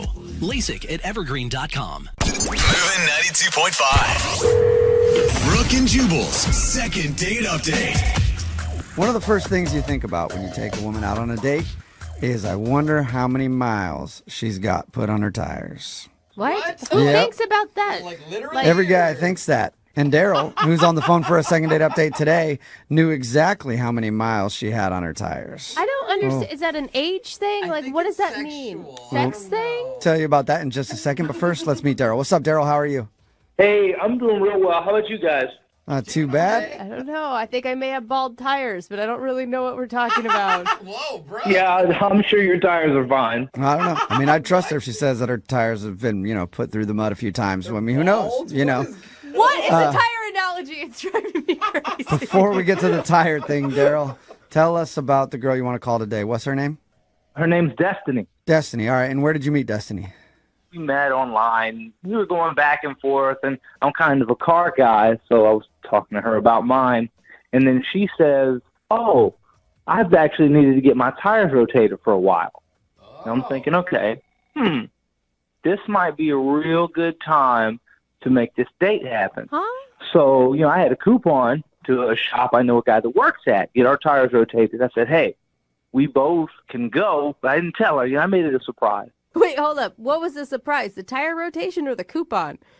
The tire rotation. Nice. Surprised her with tire rotation for her first date. Yeah, I mean, because everybody likes chocolate and flowers, cool, but so I thought this might be a good date idea. It's not something, basic. It's like, here's something you need. I can take care of you, And as much free popcorn in the lobby as you'd like. Was she super excited about getting her tires rotated on your date? I thought it was going to be a cool surprise, nothing too big, but when I told her, she flipped out like she won the lottery. Okay, so it was a good idea then. Yeah, that's what I was thinking. I rolled the dice and hit the nail on the head, I guess. Okay, so was your date just sitting at the shop waiting for her tires to be done? No. We both dropped our cars off at the same time, so that gave us about an hour, go somewhere nearby and grab something to eat. When you were first telling me about this, I was like, that's pretty lame. But the more I thought about it, the more genius I feel like it is. Well, how was the actual date? Like when you guys were getting food together before the tires were done? Was that good? Yeah, we were eating and it was going really well. It was super nice to actually meet this girl in person. That's good. Okay. And, she kept thanking me for the tire rotation. Of course, I was going to take care of it. She didn't need to know it was with a coupon. Hey, any way you get your tire rotation paid for is a good way. That's what I was thinking. Yeah, it's a good way to just let her know you date Daryl. I will keep you in tread all the time. Your tread will never be worn down. I got you. But how was the conversation and stuff? I mean, other than all that, you feel like you connected with her? Mostly we just talked about movies. And we talked about the kind of music we like. Okay. We also talked about our families. She's got a big family, and I do too. So that's something we were able to relate. Oh, that's good. Was there any weird moments? You know what? Yeah, there was one, but it wasn't. I'm not going to judge her for it. It's not fair. What could you possibly judge her for? Well, so we got back to the place. We were a little bit early, so we were standing around. We're waiting for them to finish up, and she picks a cigarette up off the ground. You. And start smoking it. Oh! Shut up. gross. No, that is something you can judge a person for. What? That didn't bother you? Well, okay, it was weird to me, but I mean, I don't smoke, so I don't know what that addiction can be like. Hold up. Was it a pre-smoked cigarette that had been put out, or was it just maybe somebody's random new cigarette fell out of the pack? From what I saw, pretty sure somebody else gave that cigarette to business. Okay, so she basically picked up a cigarette butt and then smoked that. And the thing is, smoking is usually like a no-go for a lot of people. Smoking other people's tossed cigarettes would be a big no-go for most people. In her defense, cigarettes are expensive, so No, she doesn't want it to go to waste. I mean, even if you're a smoker, I don't think that that's cool, man. Really, it was no big deal for me. I mean, I didn't want to judge her on it. It's the first date, we still got a lot of figuring each other out to do. Yeah, okay. So, I mean, that's pretty cool and accepting that didn't bother you. I don't know if most people could do that. How did the date end? Did you get a kiss? From her dirty mouth? It is a dirty mouth. It is a dirty mouth, man. So dirty. It's true. Yeah, no. We just kind of ended it, with a nice goodbye. Again, she was like, thank you for the tire rotation. You're the best. And I was like, oh, gee, we just we ended it with a hug. I didn't want to take it too fast or too far and blow the whole thing apart, So wait, but she's not calling you back, obviously. Are you mad? Do you feel like she used you for tire rotations? I would if it wasn't a surprise, Oh, That's good point. right. She didn't know. Yeah, because she didn't know it was coming. She didn't see it coming. But I am a little like, what happened? It went really well. Okay. And you don't really have any idea why? No. Yeah, and that's got to be disturbing because somebody who would pick up a cigarette butt and smoke it and they have some sort of issue with you, I mean, that would hurt. That would hurt me a lot. She's like, he didn't pick up any cigarette Yeah. butts. You're like, what is wrong with me? All right, Daryl, we'll play a song, then come back and call her and get your second date update, okay?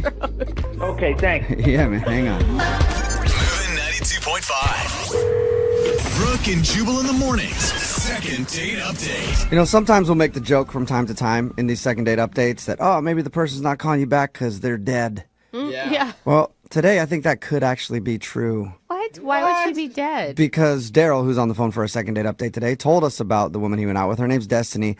And during their first date, she actually picked up a cigarette butt off the ground, lit it, and smoked it. And I'm assuming she must have contracted something from that and has probably passed away, Daryl. So this could be a very sad phone call, just getting you prepared for it. Okay, I hope not. Yeah, Daryl, I don't think you have anything to worry about. Anyone who's hard enough to do that casually and not think it's a thing, I think can live through anything. That's true. Well, you guys are making a big deal out of it. I don't really know how big of a deal it is, but I do, man. I hope she just picks up the phone. Okay. Well, just to recap for everybody who might be tuning in right now, Daryl went out with Destiny. They met online. They actually went and got their tires rotated because she said she needed to have it done. He had a coupon. So they dropped their cars off, and then they went to go get something to eat. He said they had a good conversation about what kind of music they like, their family, all that kind of stuff. And then after they went back to the tire shop, that's when she smoked the cigarette butt. But he still said he didn't judge her for it, and she hasn't called him back in a few weeks. So I'm going to call her right now and see if we can get your answer, Daryl. You ready? I sure am, thanks. Yeah, this is going to be the weirdest start of a love story if this works out. And once upon a time. All right, here we go. I'm dialing the phone number.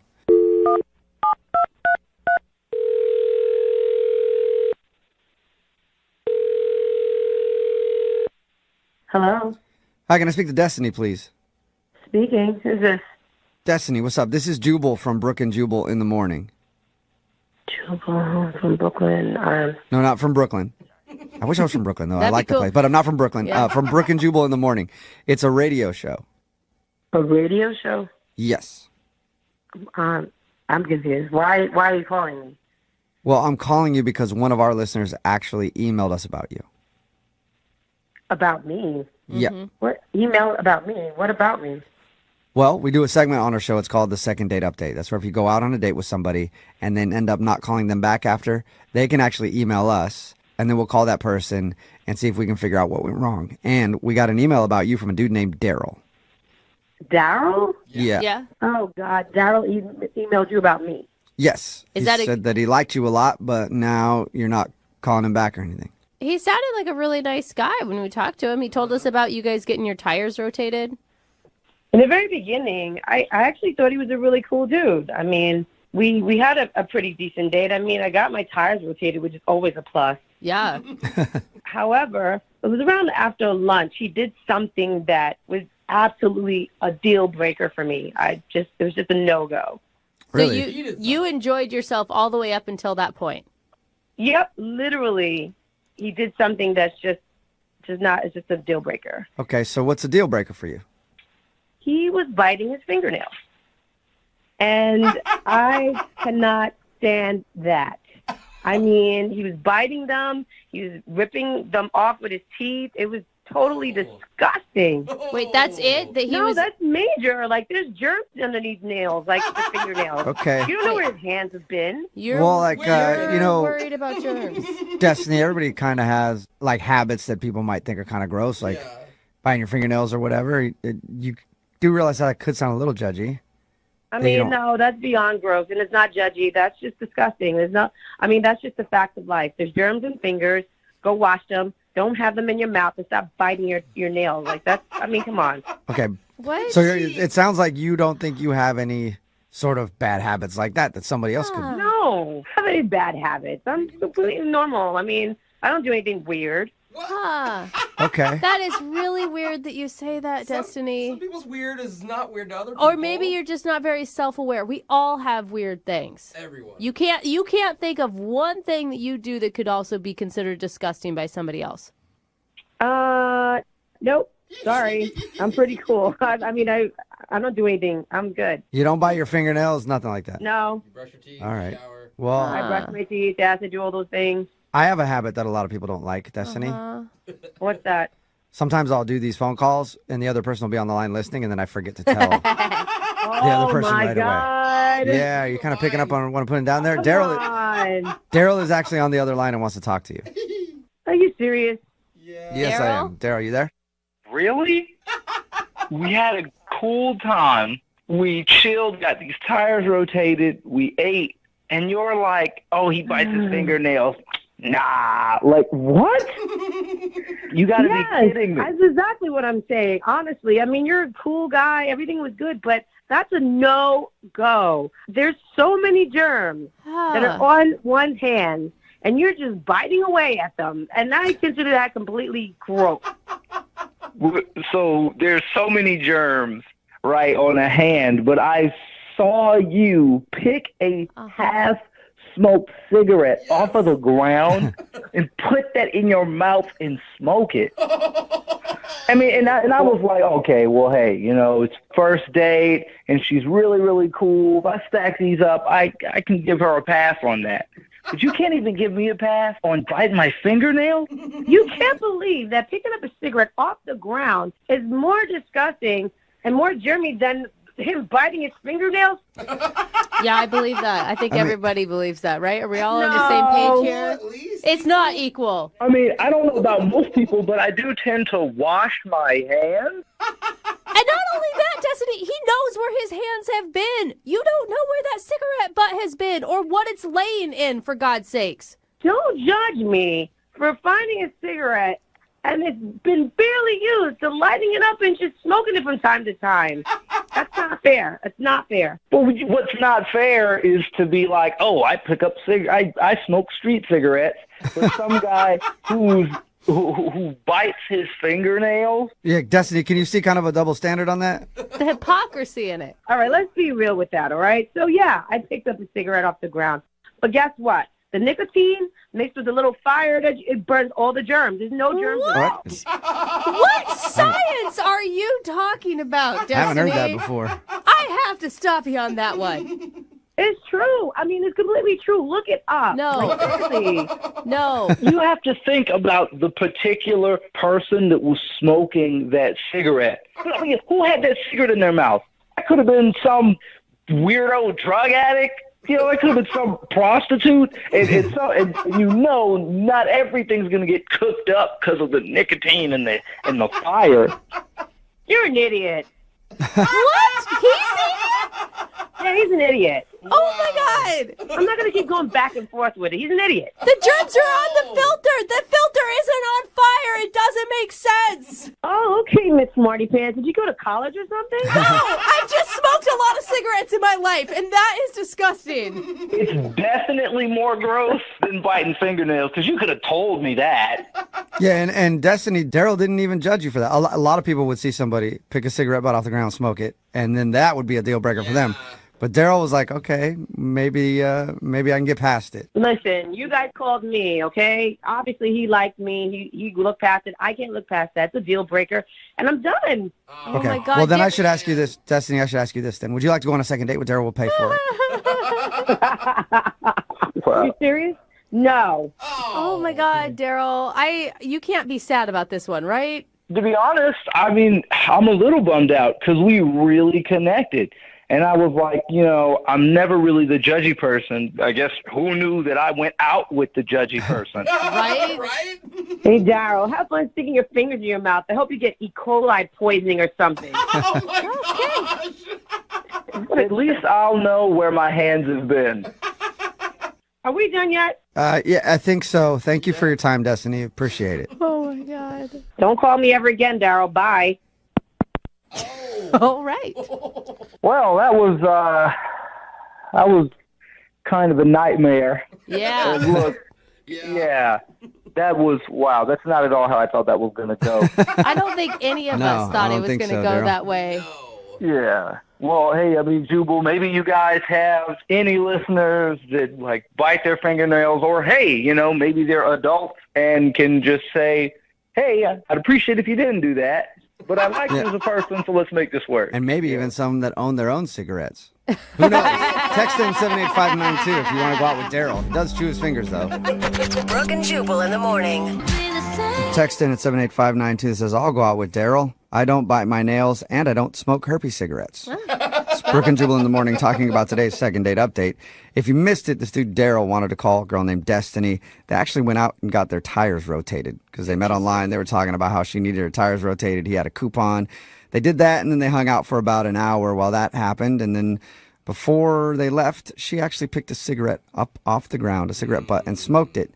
But that wasn't really an issue for him. He was like, it's kind of weird, but cool. He was cool about it. Yeah. We got her on the phone, though, and she didn't want to go out with him again because he bites his nails. It is so crazy. And so he was backwards. so forgiving. And she also said that you can't get any sort of disease or anything else from smoking a cigarette butt that you found because the nicotine and the flame from the fire to light the cigarette kills any bacteria. That's on the outside of the filter. That doesn't make any sense whatsoever. I will say I heard that a lot at a younger age when people would smoke, but I think it's a myth. I don't think that's Of course really it true. is. I have a friend. We have a good friend who was homeless, and he would pick up used cigarette butts. And you know what he would do? He would take the tobacco out of them and then re-roll a new cigarette with new paper. Oh, wow. Like, that's not even a thing for him, And I guess dude. if it And he burned- doesn't have a house to live If in. it burned all the germs, maybe that cancer thing wouldn't happen. Maybe not. Yeah, I don't know. I've only had one experience with somebody who picked up cigarette butts and then lit them and smoked them, and that was the girl I lost my virginity to. Hey, what's up, Michelle? Wow. Hey, Shout out to you. Shout what out. if she was the one that was on the phone with us? Maybe. We didn't even know. It's Who knows? kismet. Remember, if you want to do a second date update, all you have to do is email the show, and we will call the person who didn't call you back. Moving 92.5. Need LASIK? Trust the experienced team at the LASIK Center at Evergreen Eye Center. No glasses, no contacts, no limits. What will you do? LASIK at evergreen.com. Moving 92.5. Brooke and Jubal's second date update. I'm a little confused by the email that we got in for a second date update today. It's from a dude that says he went out on a date and everything went well, and even at the end of the date, he asked if he could have a kiss, and she said yes. Okay, that sounds all really successful. The thing is, he never said if they did kiss. He just said she said yes. So I don't know if they didn't actually kiss and that was that was enough for him. I'm not sure. But his name is Martin and he's on the phone. What's up, Martin? Hi, how's it going? Good. Can I call you Marty? Call you Marty. Actually, I'd prefer if you guys called me Hoppity. Wait, what? Huh? That was not what I thought you were going to say. Yeah. Wait, Hoppity. is that Okay. your nickname? It is. I like frogs. I'm a lover of all things having to do with frogs. So, yeah, all my friends call me Hoppity. Okay. Well, you sound very interesting, Hoppity. Does your I feel like I'd like to go on a date with you to get to know you better and learn more about frogs. Yeah, I mean, frogs are great. So why the obsession with frogs? You know, ever since I was a kid, I've just been fascinated with them. Okay. There's over 600 different species. They're great pets. Okay. Really? Would you like to do a second date update, or would you like to just switch this over to a frog segment? I'm kind of intrigued. All about frogs with Hoppity. We could add that to the program if you want. I mean, I think I'd like to continue with the second date update, but if you guys ever want to talk about frogs... Okay. We'll keep that in mind. So Frog expert. let's talk about your date then, Hoppity. What's her name? Her name was Isabella. Isabella. Mm-hmm. And is she a human or a frog? Yeah, definitely not a frog. She's a human. Okay. Okay, and how did you meet Isabella? A friend of mine actually introduced us. A friend of a friend, really. We went to school together, and she thought we might hit it off. And it sounds like you did. I mean, from what Jubal said, the date went swimmingly. Oh, I see what you did there. That's a pun, isn't it? That's a frog joke there. Some frogs swim, I hear, yeah. I don't know. Frog swim, yes. Yes, okay. All right. Well, your email did say that everything went well and you asked for a kiss, but you never clarified if you got a kiss. Oh, I did. I did get a kiss, actually. And how was it? I mean, what was it like? It was great. You know, I was a little worried that maybe she was a little over the fact that we were just talking about frogs the whole time, but... Wait, that didn't really happen, did it? You didn't talk about frogs the whole time? Actually, we kind of did. Hoppity. Well, I mean, I didn't want to bring up the frog thing too soon because, you know, I was worried that might, you know, put her off a little bit and she might think I was weird or something. But, yeah, I mean, she seemed pretty interested. So, you know, early on in the date, I pulled out my phone and I showed her some photos. Of what? Of my two pet frogs. Oh, good. Oh, sweet. You have two pet frogs. What are their names? Okay. Their names are Lollihops and Webster McRibbit. Okay, that is adorable. I'm sorry. I like lollihops, yeah. All right. But the thing is if you talked about frogs the whole time, that means that you were asking her questions about herself. Well, I mean, I don't know. She seemed pretty interested. I mean, I asked a few things about her, and I think learned a little bit, but she just kind of kept on with the conversation. I mean, she loved my pet. I mean, especially McRibbit. I mean, he's a dwarf frog. All right. A dwarf frog? Hey, Hoppy, you sound like a proud parent of these two frogs, and that's good. But sometimes proud parents don't realize when people actually don't want to hear about it. So do you think that maybe you were just assuming that she wanted to see more pictures of Lollihops and McRibbit? I mean, I hope not. She seemed genuinely interested, and she even let me kiss her at the end of the night. So I think that was a sign that, you know, she wasn't put off by my frog passion. Okay, can I just ask, did you make any reference to the kiss about you being a frog that turns into a prince? I mean, it's funny you asked that. Before I kissed her, I asked her, do you want to let this slimy frog kiss a real-life princess? Oh, yeah. Oh, no. Oh, Hoppity. You did it. Yeah. I did. All right. I feel like it's not the first time you've done that either. I wouldn't tell you if I did. Okay. So why do you think that she's not calling you back then? If she was interested in the frogs and she kissed you and everything, even after that what's line. the problem? I don't know. I mean, I've been calling her all week. I've left her 3 voicemails. I even left her one message in a frog voice because I think girls love a guy with a sense of humor. But I don't know. Is that your frog voice? Is that it? Yeah, that's my frog voice. Ah, all right. Wow, Hoppity. I thought like it'd be like more refined for some reason. Rat sounds like a smoker frog, like a frog that has smoked a few packs of cigarettes. Well, here's what we're going to do, Hoppity. We'll play a song, and then we'll come back, call her, and get your second date update, okay? Okay, that sounds great. Oh, my gosh. Hoppity. Love it, Do dude. not laugh at that, Jose. Keep that going when we come back, okay? Hang on. Moving 92.5. Brooke and Jubal in the mornings. Second date update. And welcome back to our exciting news segment here at Brooke and Jubal in the morning.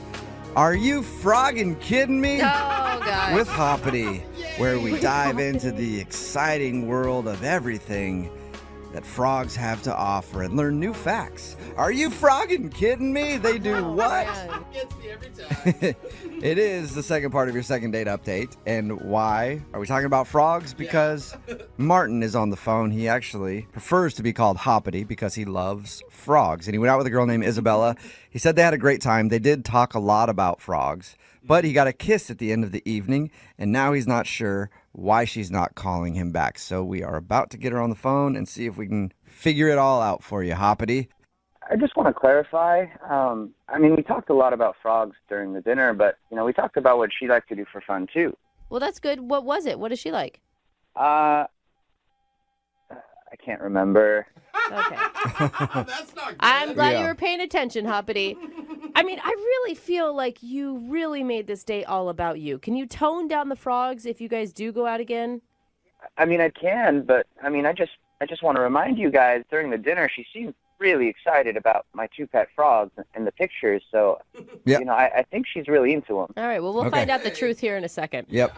I'll dial her phone number right now, and we'll see if we can figure it all out, okay? Thank you. Oh, the frog voice. All right, stop doing the frog voice, Hoppity. In my opinion, I don't think you should do that when you get her on the phone. I'm seconding that opinion. Okay, guys, I'll lose the frog voice. Okay. All right. Just for now. Like, after you guys have been dating for a little while, give her all the frog you want. But right now, dial it back on the frog a little bit. Here we go. I'm dialing her phone number.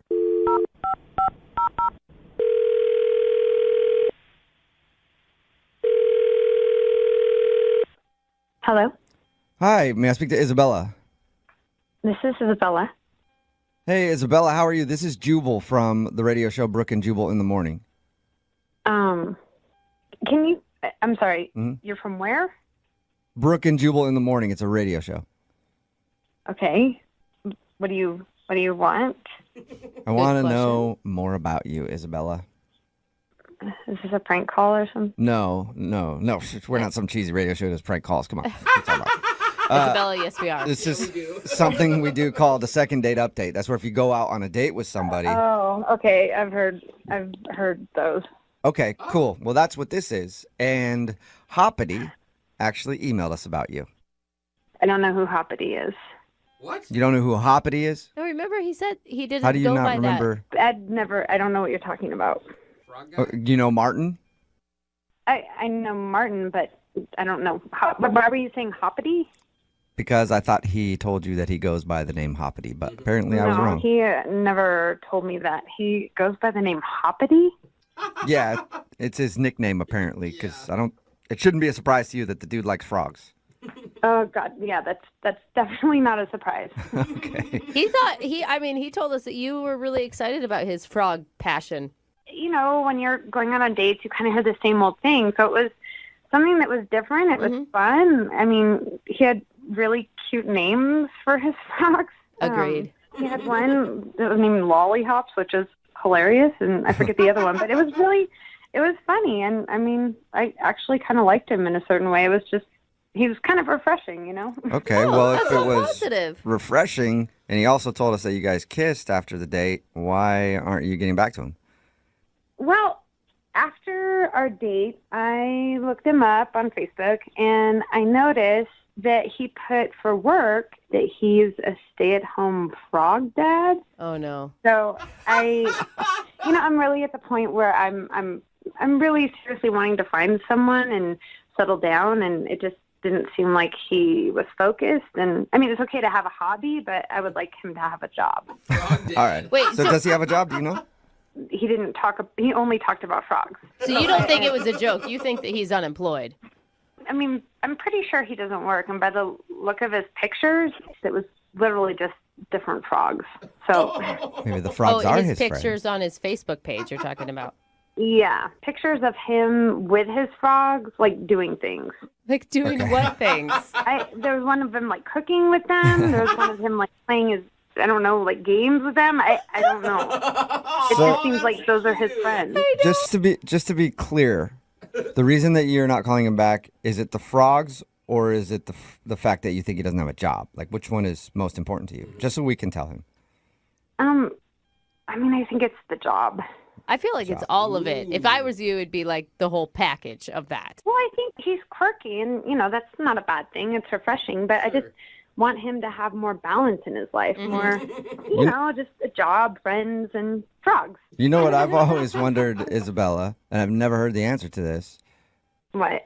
Because they do studies to find out how much housewives would make if they were getting paid. How much money should he be getting paid as a stay-at-home frog dad? That's not a thing. And I think we can get the answer because Martin is on the phone listening to this conversation and wants to talk to you. He's on the phone right now? Uh-huh, yeah. Oh, my God. Martin? Yeah. Hi, Isabella. Martin. Hi, Martin. Oh, this is awkward. Yeah. You looked me up online? Yeah. What is a stay-at-home frog dad? I mean, I just have a passion for frogs. I thought stay-at-home frog dad was just kind of funny. That's why I said it. It is kind of funny.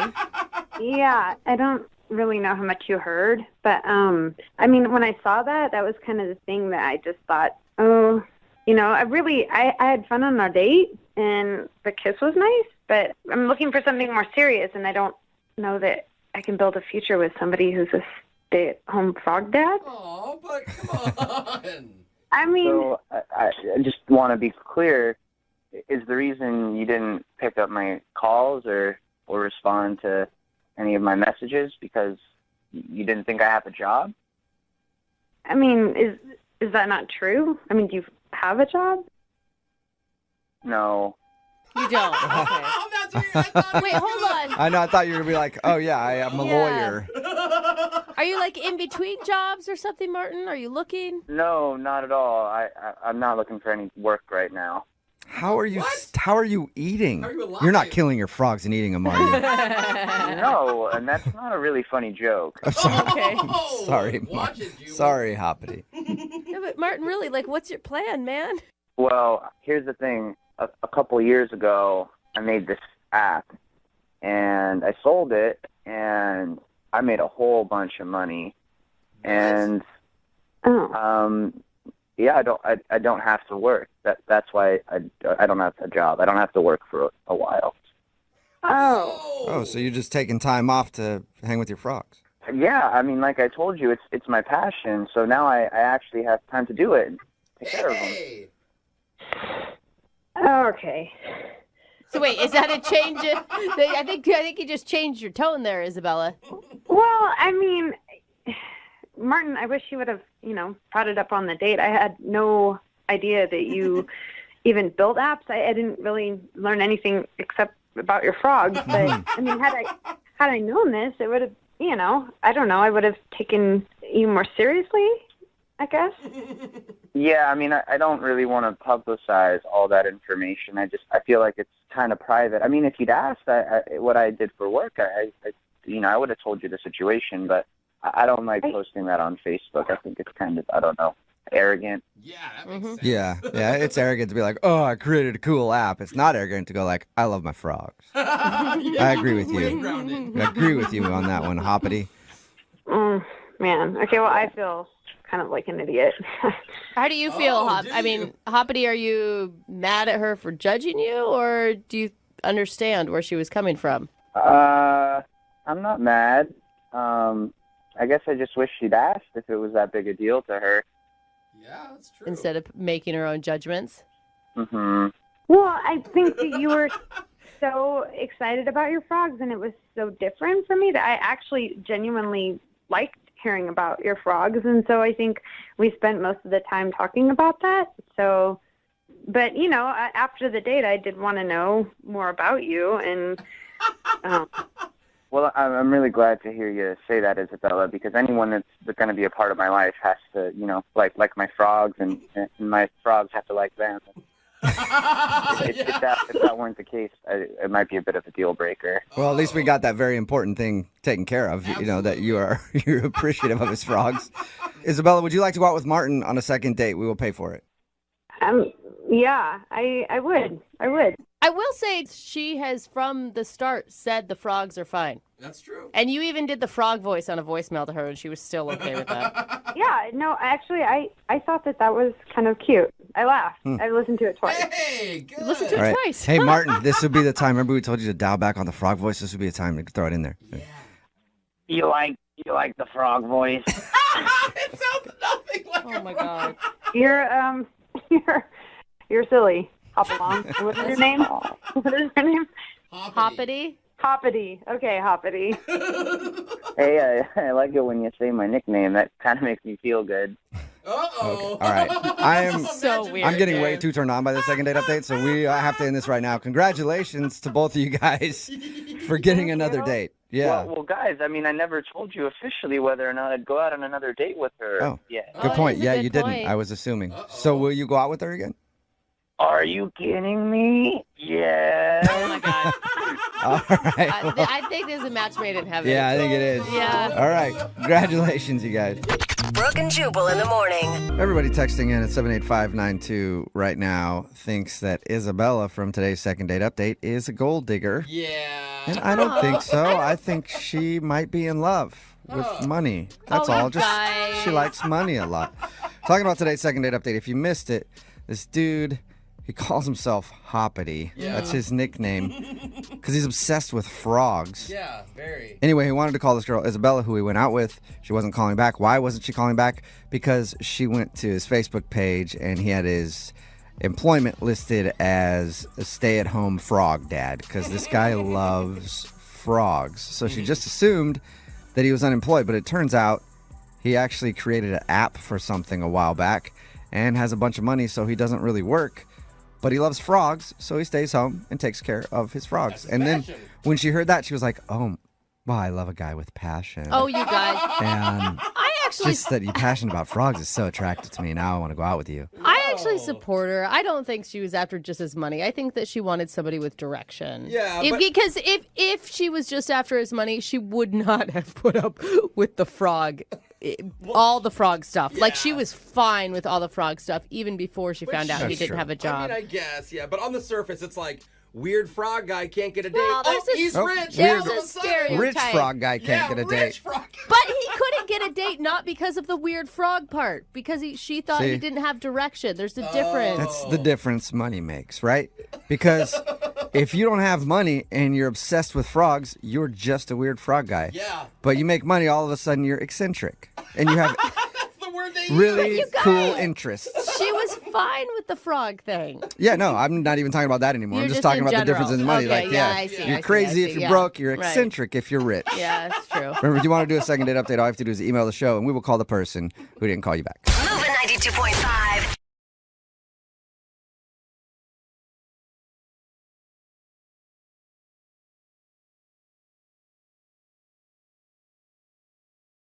Moving 92.5. Brooke and Jubal's second date update. Nothing can bring two people together like vats of blood. What? Oh, gross. Like Did I vat? just- did Why'd I you just say that? vat? Did I just say that?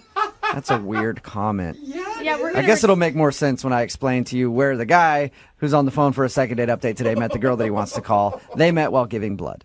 Oh, That's probably a better way to say it jeez, than just dude. vats of blood. Like, Yeah. sorry, I was being unclear. I thought we were actually going to talk to some vampires. His name is Miles. Miles, how you doing? Hey, what's up, guys? How's it going? Not much. Thank you for your email. So it says that you met the girl you want to call while donating blood? Yeah. Basically, I like to donate blood to my local hospital and stuff. Okay. Was she a nurse, and every time she'd go to poke you with the needle, you'd play like, ooh, stop it, you silly. Yeah, I wish, man. But Guys, what is with all the nurse fantasies? Always, you guys. Nurses are sexy. You're not supposed to poke me. Silly. The nurse was probably a 300-pound, 62-year-old woman. For all Even you guys better. know. Oh, Brooke, man, cut way it to out.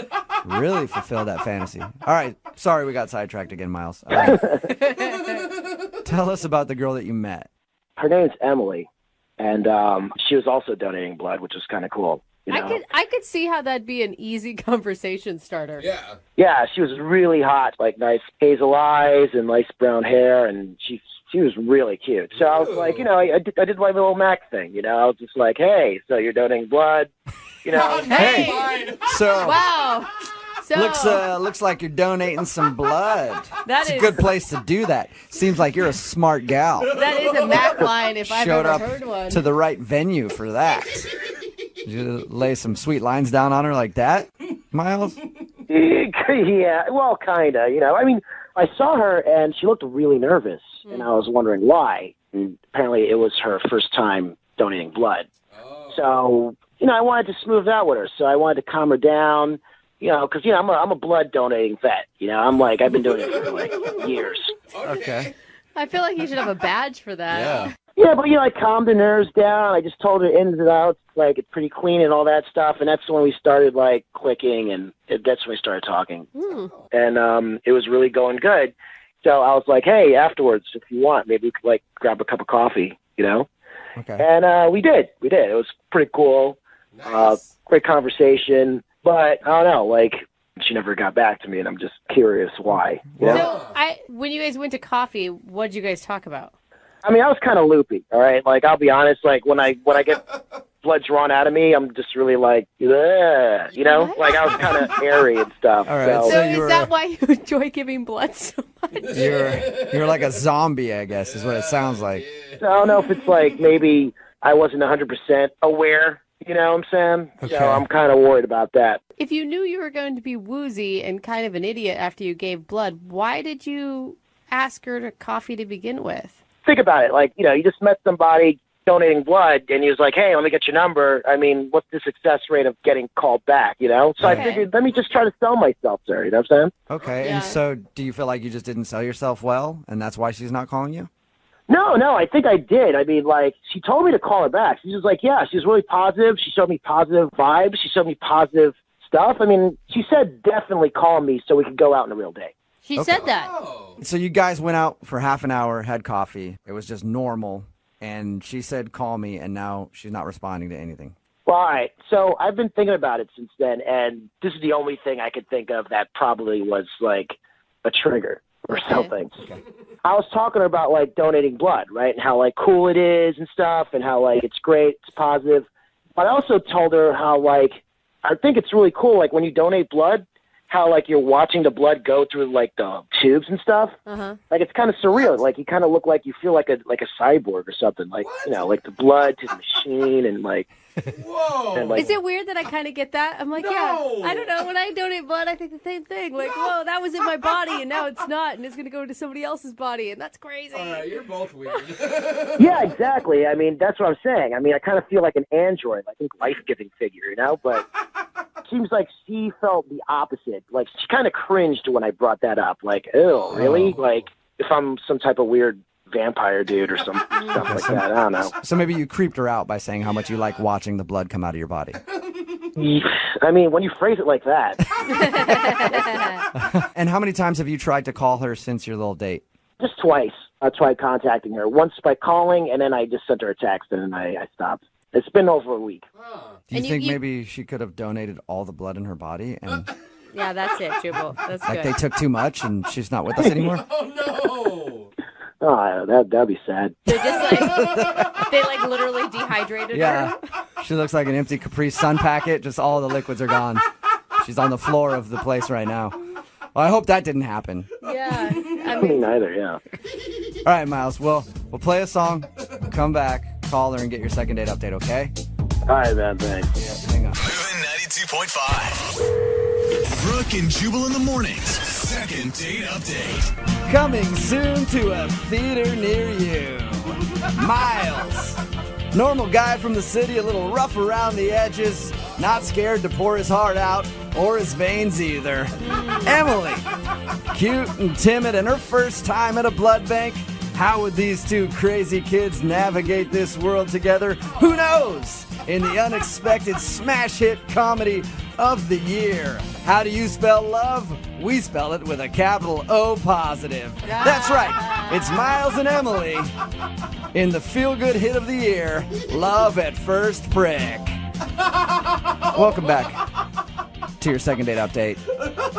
If you couldn't tell by that recap, Miles is on the phone, and today he wants to call a girl named Emily. They actually met at the blood bank. They were both donating blood together, and afterward they went for coffee. He says that they had a great time, but now she's not calling him back. They had coffee for about a half an hour. She left. She also said, hey, call me so we can go out again. He's tried that. It's been over a week, and he hasn't heard anything from her. I'm actually confused on this one for you because not only did she give you like a super positive message at the end of your date, but you're a guy who obviously wasn't just out trolling for chicks at a blood bank. Like, you weren't trying to play her or anything. You're actually doing some good for the community. Yeah, I mean, that's what I do. I do good things, so. Okay. All right. That was to the point. Well, we'll see if we can get her on the phone and find out why she's not calling you back. All right, man? All right, let's do this. Here we go. I'm going to dial her phone number.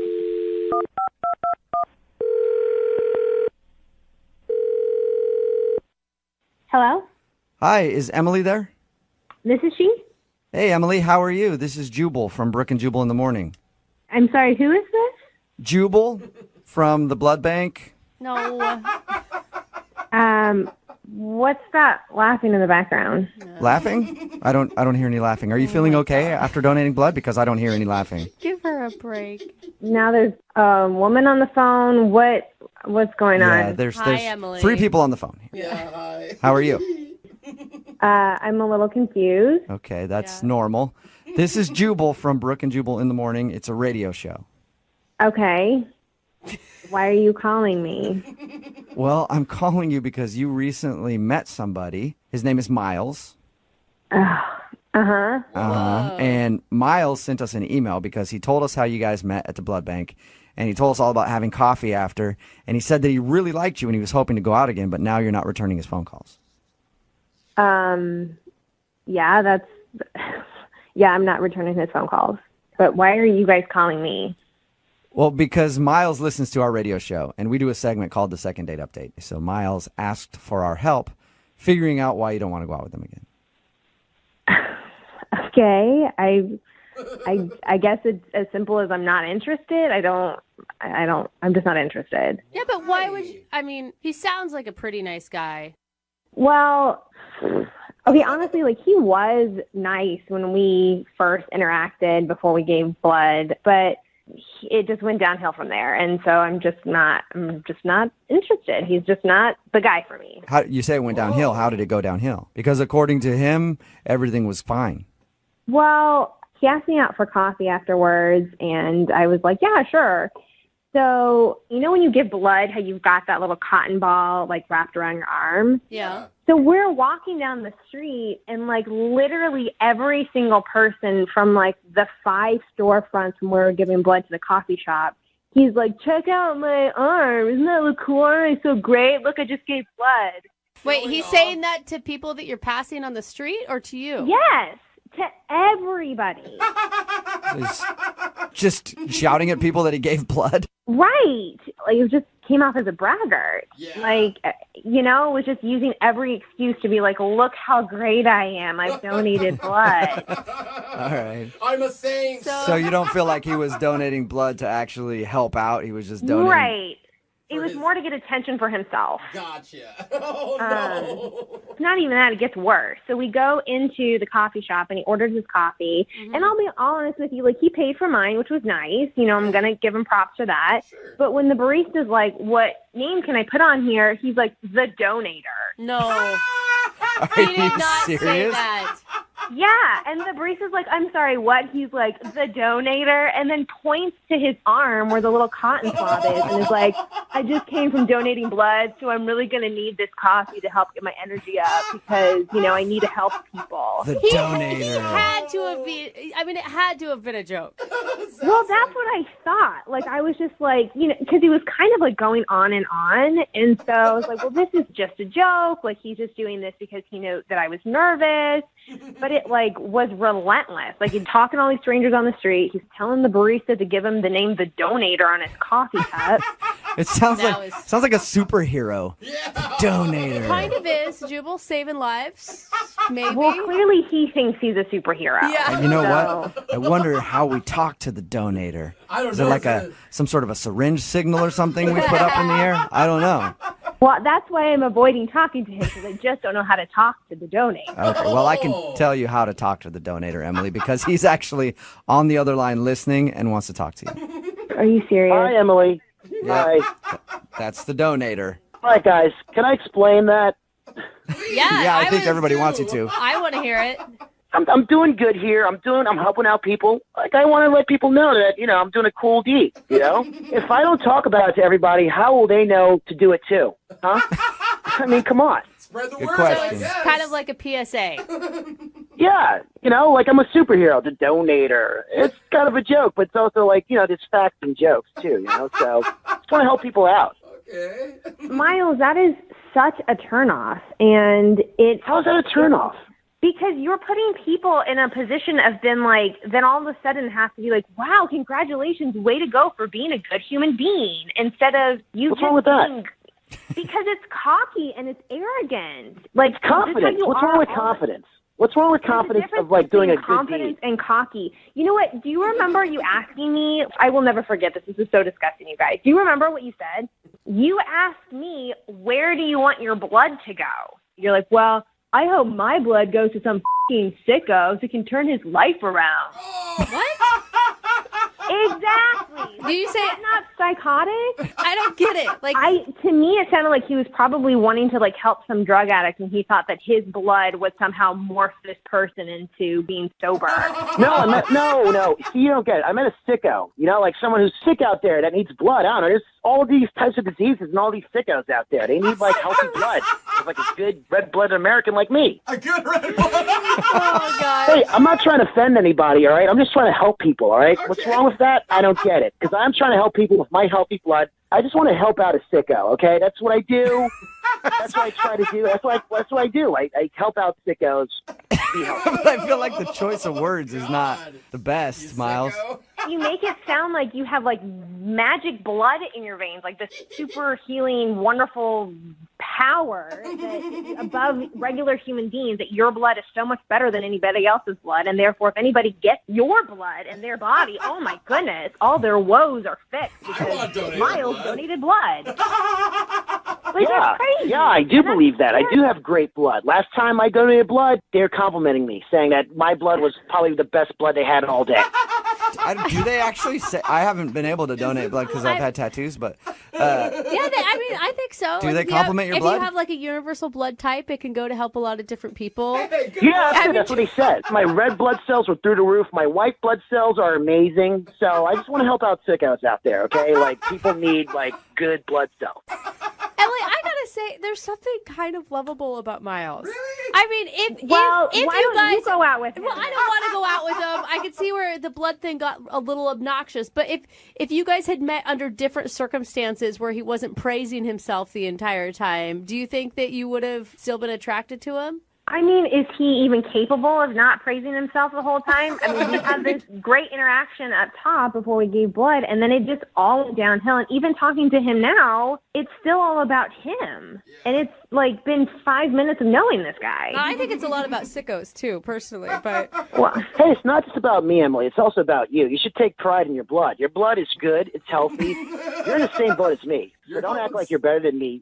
I'm not saying that I'm better than you, but I don't need to brag. You just do a good deed because that is the reward in itself. Wait. This is your first time donating blood, right? It's your first time donating blood? I've donated blood over 12 times. Whoa. Miles, that's crazy, man. That's awesome. You know what, Miles? You are so right. You are just phenomenal and amazing, and you only deserve the best blood to be in a woman that you're choosing to date. And I just don't have that because I've only donated one time. I'm not a 12-time donator. You're not worthy. Yeah. So I'm just not, I don't think I'm the girl for you. I don't think I'm good enough for you. Well, Emily, let's get an official answer on that because I have to ask this question first. Emily, would you like to go out on a second date with Miles? We will pay for it. I just think I'm not good enough for him. So I think I'm going to have to pass. You know what? I get you're being sarcastic. I get you're just trying to look cool on the radio, but you can't tell me we didn't have a great connection while we're talking. No, we did not bond. We did not have good times. You had a good time fluffing your ego and talking about yourself and getting attention for donating blood. It was not good, comfortable for me at all. I was nervous. And you made things weird. You made things weird. I'm weird. Oh my I'm God. weird. I'm saving lives, honey. So, I don't know. Oh, wow. Brooke and Jubal in the morning. Text in at 78592. This is honestly, if I was sick and I needed some blood, I would not want that guy's blood. For fear that it would make me an arrogant a-hole, too. If you missed today's second date update, this dude named Miles wanted to call a girl named Emily. They met at the blood bank. They were actually giving blood. It was her first time. He's done it a lot. Mm-hmm. And the reason that she wasn't calling him back is after they donated blood, they're like, let's go down and get some coffee. And the whole way that they were walking to the coffee shop, he was bragging to people, just random strangers on the street, about how he just gave blood. He even asked for the barista to call him the donator when they called out his name, and he just couldn't stop bragging about how he gave blood and how awesome his blood is, and how he couldn't wait for some sicko to get his blood so that they could have his powerful blood. It sounds like a pretty cool superpower, though. It does. Like the donator. Donator. She decided that she did not want to go out with him again because he's a little arrogant. At least he was arrogant about good things, I Yeah, suppose. I mean, at least you he's know? still giving blood. Yeah, it's not like he's arrogant about his good looks or anything like that. Just making sure that everybody knows he is the donator. Remember, if you want a second date update, all you have to do is email the show, and we will call the person that didn't call you back. It is Friday, so that means Young Jeffrey's Song of the Week coming up in just a few minutes at 8:10. Moving 92.5.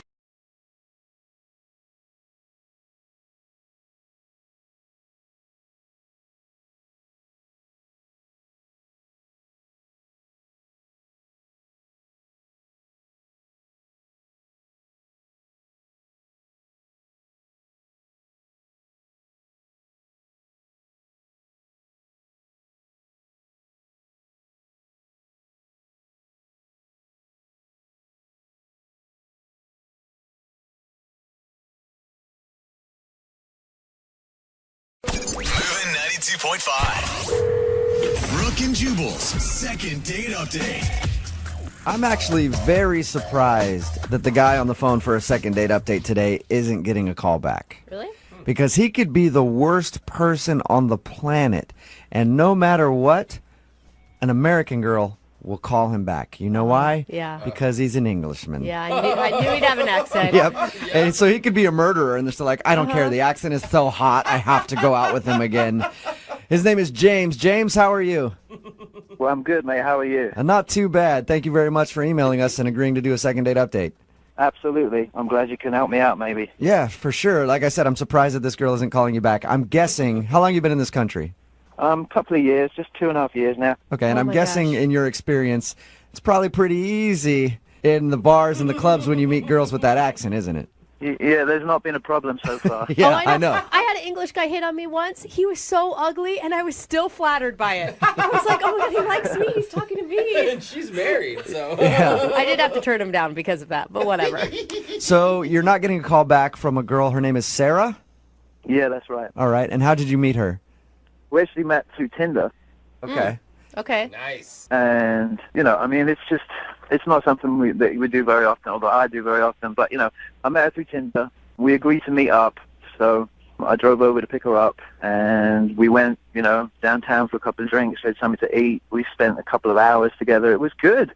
We had a really good time. She was really cool, like really easy to hang out with, Let me ask you a question. For a guy like you, who has an accent that American women love, is it annoying? Do they sit there and harp on it the whole time? That's what I picture happening. It's like, oh, it's so cute. That has been the case a couple of times, but like Sarah was just, she didn't really even pay that much attention to it, Yeah. It was kind of cool. And I do feel like if you're a more well-traveled person, you're probably not going to care quite as much. Right. Yeah, she seems really, really, really cool. I'm shocked. What did you like about her so much? Like I said, she was just really easy to hang out with, like you mentioned about other chicks that harp on the accent or always talk about themselves or, always, she was really easy to talk to. She listened to what I had to say. So the stuff that she had to say was really interesting. It was it was like a quality date, you know? It was like we'd known each other a couple of months or something. Was there like one moment during the date where you're like, she's definitely into me? Definitely into me? Yeah, like a moment where she showed how interested she was. I mean, it seemed like that from the very start, you know? So why do you think she's not calling you back then? I honestly don't know. The only thing, this is going to sound stupid, but the only other thing that I can think about is that I just bought a new car, and my parallel parking skills are not really up to par. You know? It took me like 5 or 6 times to get into the space, and then you know, like I was freaking out about that, and then at some point she even asked me, she was like, "Do you need me to do that for you?" Do you need me to get out and help you park the car, you little Englishman? I know. I was like well embarrassed, you know, and then you know, I tried to explain about the other side of the road is not doing me many favors, blah blah blah. Anyway, I get out of the car and then I walk into the restaurant and I forget to open the door for her to get out. So, you know, if that's something to go by, then I don't know. That might be the only problem. That is a terrible feeling when you're on a date and you're having trouble parallel parking, because then you just start to get hot under the collar and you're embarrassed and you're just like, awful. And it's always in front of a crowded window of people too. So it's not just your date watching you, but about 200 other strangers. Right. So the only thing that you can think of that might have gone bad on your date is the fact that you had trouble parallel parking and didn't open her door. Yep. That seems silly though. That was at the beginning. How did the end of the date go? It was good. Everything was great. You know, really, it was really great. Full of smiles, full of happiness. There wasn't one awkward moment during the night when no one had anything to say, or you know. Did you guys kiss? Yeah. You did? Okay. What kind of kiss though? Like a real quick peck on the lips or a full? I mean, just a little bit more than that. You know, it wasn't anything, you know, hot and heavy, but you know, it was a good night kiss. And what was the last thing that you guys said to each other? I said, "I'll be in touch," and she said, "Okay, that'd be great." Okay, and has she responded at all to any of your text messages or phone calls? Not one. Nothing. And how many times have you tried to reach her? I've texted her like 3 or 4 times and called her twice. And did you tell her like, "Oh, that kiss made my heart skip a beat," or anything like that? No, I didn't say anything like that. I mean, I met the girl on Tinder, you know? Yeah, not exactly going to be like, "I think you're the love of my life" from that kiss. Right. All right, well, we'll play a song, come back, call her, and get your second date update, okay? Okay, sounds good. Okay, hang on. Cheers, mate. Moving 92.5. Brooke and Jubal in the mornings. Second date update. Hello, love. And welcome back to today's royal edition of the Second Date Update. I'd be your host, Jubal Flagg, and today we're talking to Sir James of Update. He went out with a lovely young lass he met on Tinder. Took her out for drinks, hoping that later he'd be able to show her his throbbery. Wow. But he was unsuccessful in getting the knickers on the floor back at his flat. So that's what So they now call it. he is on the phone wondering what went wrong. And James, I never asked you, what is your occupation? I would assume chimney sweep? I never... Oh, yeah. Thanks for that. Yeah. I work for Mary Poppins, and I've got a smoking car called Chitty Chitty Bang Bang, too. James is on the phone. James is English, yes, so of course I have to mess with him a little bit because it's weird to us Americans when we hear an accent. Ooh. Yeah. But he did go out with a girl named Sarah, and Sarah isn't calling him back, which is weird to me because I would think any guy with an English accent or Australian accent in America Or just accent. kills it. Yeah, accent and Yeah. Vietnamese accent, Yeah, whatever. whatever. Any sort of accent usually does very well with the American women. But she's not calling him back. He thinks the reason that he's not getting a call back is because he had trouble parallel parking. Well. So much to the point where she was like, "Hey, do you want me to do it for you?" And then he didn't open her door. But that's the only thing you can think of. Other than that, they had a great time. We're about to call her and find out if, in fact, he did something wrong on the date. James, you ready to go? I am. Can I ask you one question, James? You don't fall into the stereotype of bad British teeth, do you? No, that's a myth. The whole thing is a myth. Like, we don't all walk around like Austin Powers, you know? I went to London before, and I wouldn't call it a myth, but I'm glad that you're not there. No, absolutely not. Okay. All right, well, I'm going to dial her phone number right now and get your second date update, okay? Okay, sounds good. All right, here we go.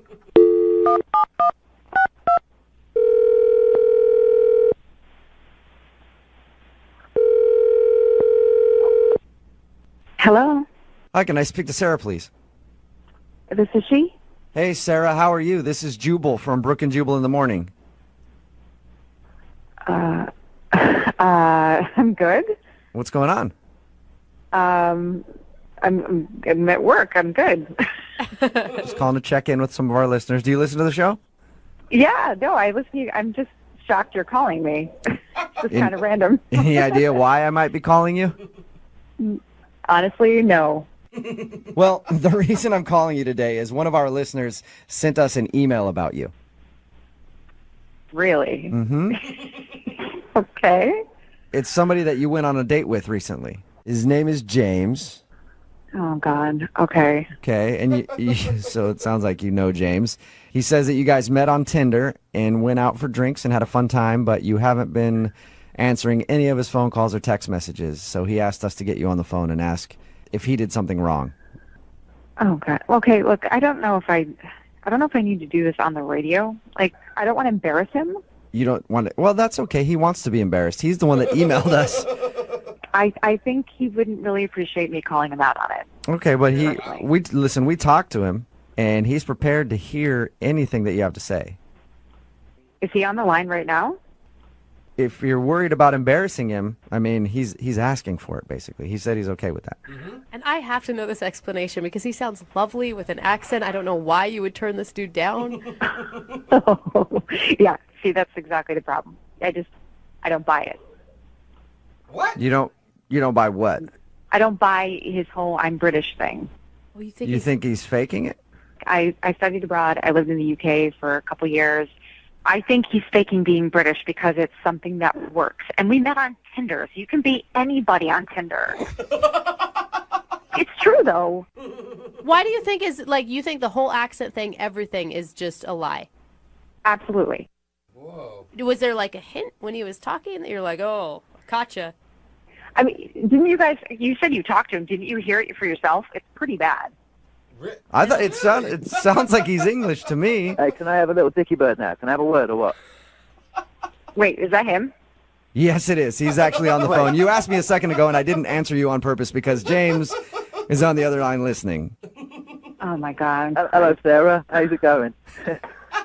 See, are you listening to that? Hello, Sarah. How you doing? It sounds legit to me, Sarah. I mean, it is legit. It is legit. I don't know what you want. I mean, I could show you my passport. I could, give you my national insurance number. I could, I mean, I don't know what else you want me to, what do you need to see? Yeah, I'm sure you could show me your fake green card and your fake passport and your fake everything else. Yeah, because I've got all the time in the world to sit around and generate fake copies of documents so that I can meet girls on Tinder. I mean, come on. That's exactly, the most stupid thing I've ever heard. Exactly what I think you're doing. No, it's exactly what I think you're doing. Wow, Sarah, paranoid much love. Oh, way to be all patronizing. That's going to make me want to go out on a second date with you. I mean, at this point, it's really, it's I mean, it's neither here nor there now, is it? I mean, you think I'm a complete fake, so I might as well just go box to the wall, Yeah, I don't think you're fake. I know you're fake. And you're laying it on pretty thick with the whole parallel parking job. Oh, I can't park the car because it's on the right side of the road. It's 5 to 6 times. I could have That's a pretty good accent, Sarah. That's a pretty good accent. You should try faking it and meeting people on Tinder. Okay. Just give it up. Your accent is so fake. I don't know what else to tell you. I've got nothing else to go with. This is me. I've never. Come on, just give it up, dude. And you have really two perfect teeth for somebody who's British, anyway. I mean, and this is crazy. I've never heard anything like it. Yeah. Do you need me to call my parents in London or something? You can have a little word with them. They can tell you who I am. Oh, sure. I mean, I'll call international. Hell, we can Skype if we want to. And they can sit there, oh, Papa, cheerio. Who's this? Are you dating James? Oh, she sounds lovely, James. Let's invite her over for tea. All right, see, now we're crossing the line. This is outrageous, Sarah. I don't know what the it is you want me to do, but, I mean, this is just bloody ridiculous, mate. Anything you say, I'll do to prove to you. I don't know how to get you to prove that you're faking it, but there's just something slightly untrustworthy about you. Wow. I don't know, mate. I don't know. I'm at the end of my tether now. Sarah, I'm confused. You liked him on the date, right? Well, I liked him when I met him on Tinder. until then we met in person and he started faking the British accent. I don't get this. Like, why would I fake a British accent? You've already said that I'm a pretty good-looking guy and I've got perfect teeth and I've got, everything else. So I wouldn't really have a problem getting dates, would I? I mean, the accent... That's just it. You're attractive enough on your own. I don't feel like you have to lay it on that thick. Like, you do have nice teeth, and you are attractive, which is why you don't need to fake the accent, because you have some other stuff going for you already. Like, that's what are you talking about, Sarah? Are you a dialect coach now or something? I'm English. I'm from London. Crystal Palace. SW16. What else do you need to know? I mean... James, it doesn't sound like Sarah is going to believe you no matter what. Yeah. For the record, James, I believe you that you're British. Convinced. Yeah. Thank you. Okay, what neighborhood are you from? I just said that. Crystal Palace. Oh, sounds made up to me. Yeah. right. Google it. Google it. Oh my God, Google Sarah. it. There's a football team. I lived right on Church Road, right opposite the football stadium. It would be called Church Road, wouldn't it? Oh, yeah. Right, sure. Okay. Yeah. Hey, Sarah, I would love to ask you if you'll go out on a second date with James. I don't think he can drop the accent because I have a feeling that it's real. Just Are you willing to go out with him again? Sarah, do it. Don't sabotage this. Yeah. Nope. What? I can't. No, I can't. I'm not going to waste my time with somebody who wants to be a charlatan and lying to my face, and I don't need that. I don't know how he's convinced you guys, but he certainly hasn't convinced me, and I wasn't born yesterday. I'm not going to waste my time. Oh my gosh, I can't believe you're doing this. You are having a laugh. Sorry, James. Unbelievable. No second date for you, man. I don't know what to say, Sarah. I don't know what to say. You missed out, love. You missed out. That's all right, James. I'm sure there are plenty of other girls on Tinder that be happy to drop their knickers for you anytime. Wow. This girl. Wow. Well, thanks a lot for your time, both of you. We appreciate it. Sarah, better luck on Tinder finding like a real American guy who's not faking it like James is. I'm not faking this thing. Oh, listen what? To me. Hey, listen up, right? Listen. I'll send you, just for shits and giggles, I'll send you everything. My passport, my green card. I'll send you everything, just so that you know. I mean, I'll show you the tattoo of a Union Jack on the end of my if you want. I hope you actually have that. That would be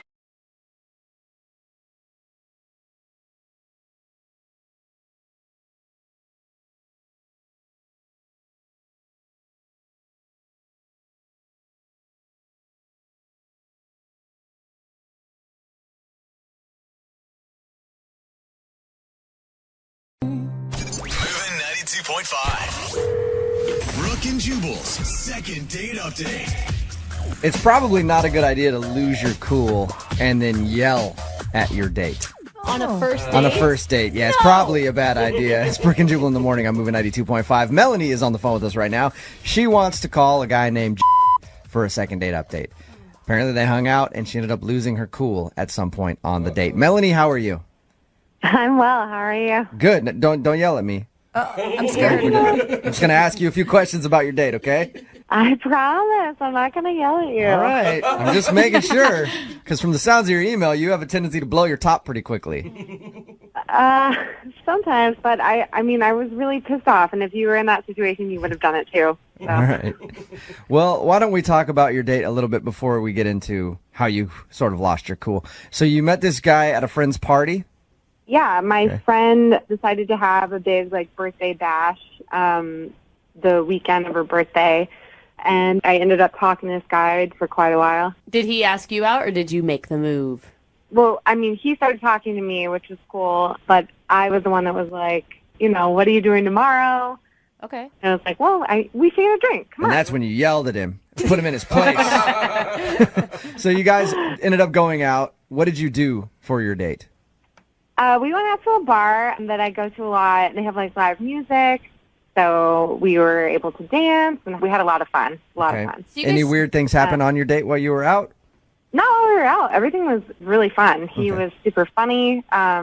Teamed up for a good time. It was really fun. Yeah. Now, your email says that you ended up back at your place, and that's when you sort of lost it. What does that mean? Yeah. Well, we were just kind of having fun, showing each other a good time. Having fun, you mean jumping up and down on the bed? Pillow fight. Yeah, what do you mean? No, we were on our way to that. Okay. We were like making out, and it kind of got hot and heavy. And I was like, I'm gonna go change in the bathroom. I'll be right back. I was going to take some clothing off. Mm-hmm. Anyway, I was really excited. All right. It sounds like everything's going great. Oh yeah, everything was hot and heavy. It was wonderful. So you went to the bathroom, removed your socks or whatever you were doing, taking off some clothes.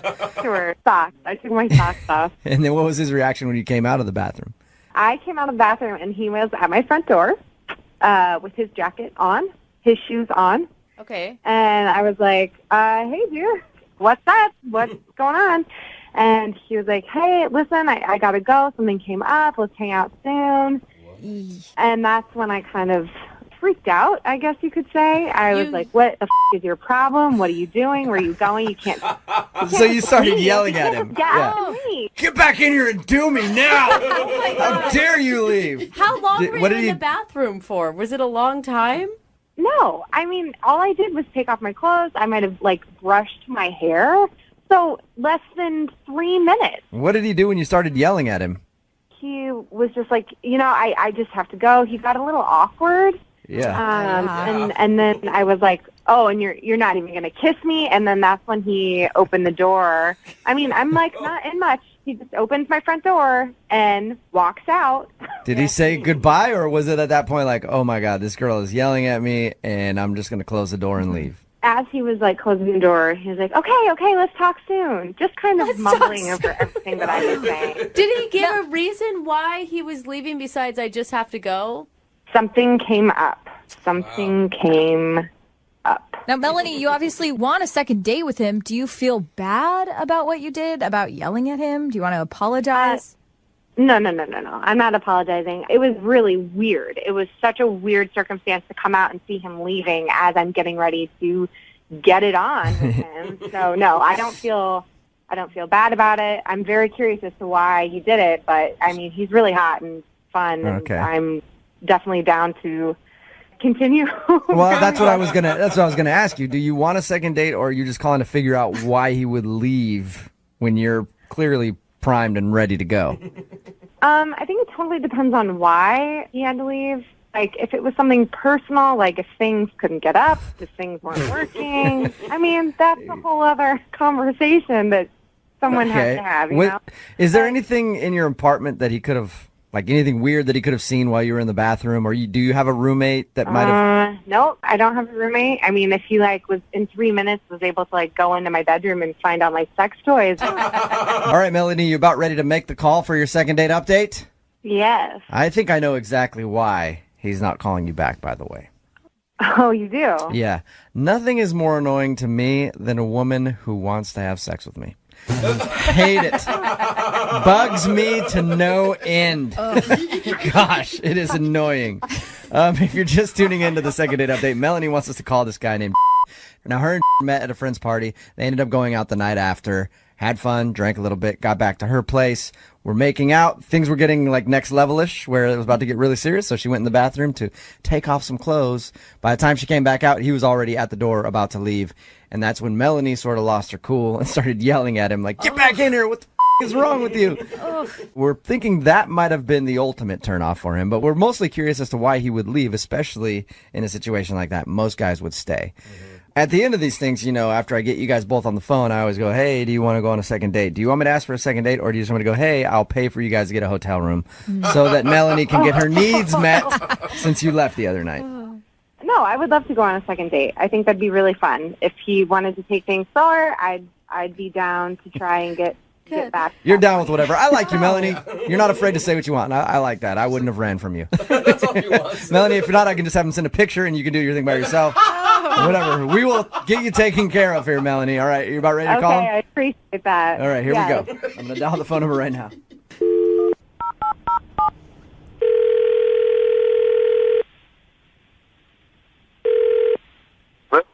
Hi, can I speak to please? Yes. How are you? This is Jubal from Brooke and Jubal in the Morning. You recently went out on a date with one of our listeners, and they want us to call you. Her name is Melanie. Uh-huh. Melanie emailed us because she said she enjoyed your time together. Obviously, you know that because you left her at a very vulnerable spot. And she said that she kind of yelled at you before you left. Mm-hmm. Is that the reason that you're not calling her back, or was she moving too fast for you? I don't want to talk about this. Okay. Is it something embarrassing? Really, I could get in some trouble. Get in trouble? Hey, look, I don't need you to say much. Melanie just wants to know why you would leave. If you can do us that favor, that's cool. We'll get you off the phone. I appreciate you at least talking to us. But Melanie is really curious because she liked you, and she's wondering if she did something to make you feel uncomfortable. You know, she wants to say, I'm sorry for that, and she actually would really like to see you again because she thought you were a cool guy. Okay, if I say anything or if, like, you guys are going to use this, I need you to bleep out my name. You want us to not use you want us to bleep out your name. What? Yeah, because like I want to be fair to Melanie and everything. Yeah. Okay, that's fine. I can promise you that we'll bleep out your name when we actually air this. Okay. So what's the reason that you don't want to call Melanie back then? Man, the thing is, I'm married. What? I have a wife. Yeah. You're married. You Yeah. What the hell are you doing, dude? Okay. Oh, no. Oh my God. Hey, that's Melanie. She's actually on the phone. And Oh yeah. Dude. Oh. Listen, I was trying to do the right thing, you know. Oh my God. You're disgusting, dude. That's so awful. I know. It was the wrong thing to do. It was bad, and I wanted to get out of there before I did anything that was worse. And the only reason I'm talking to you now is that I feel like trying to be respectful to you and... Respect me? Respect me? That goes back to, like, you respecting your wife and not going on dates with girls because you're married. Oh. Listen, my life is a little complicated right now, Melanie. I'm trying to do the right thing with this, you know? I think you're failing at it, so... Well, hey, at least he didn't finish the deed, right? No, I mean, what? Right. So Jared, what happened? It's not like we slept together and then I never called you back or anything like that, you know? So take me through your thought process then. You meet this girl at a friend's party and you have a wife. Why even go out with her the next day? Things with my wife and I are just not in the best place, but you know, there hasn't been like the physical intimacy that we used to have, and marriages are hard sometimes, and we're going through a hard time. And Melanie, I'm really sorry. I'm really sorry for your wife. I feel awful. I feel awful for your wife. I feel sorry for you that you are who you are. You're an awful person. Oh. Well, that's an awful lot of judgment, but you don't really know the whole story about things. So. Dude, not only did you not do the right thing, but now you're making Melanie the side piece who's involved in this horrible situation. Like, why don't you just stay home and try to actually work on your marriage, dude? Exactly. There's too much tail out there. Why do it? You say you're having a hard time, but what are you doing to try to make it better? Well, I mean, that's a lot of personal stuff that I think doesn't have to do with the situation with Melanie here. Yeah, weasel your way out of that one, too. You're really good at that. Right. So you feel bad, and you just wanted to let Melanie know. Yeah, it's nothing about her personally. She's great, and if I was single, I absolutely would have stayed. Ew. Well, at this point, I'd like to ask if you guys would go on a second date. Hey, do that. I have to do it every time. Yes, I have no choice. Yes, you have lots No, of I don't choices. have any choice. This is what we do at the end of second date updates. Would you like to go out with Melanie again? We'll pay for it. Yeah, I can answer for both of us there. No. No? Yeah. Good You choice. sure, Melanie? God, you're such a slime Oh, I ball. think I'm pretty sure. All Please right. check. Hey, thank you for at least being honest with Melanie so she knows why you left. Yeah, Melanie, again, I have to say that I'm really sorry about this. And if things don't work out for me in the future, do you think I could give you a call, like, down the line a little bit? Yeah, I changed my number, though. It's 1-800 go yourself.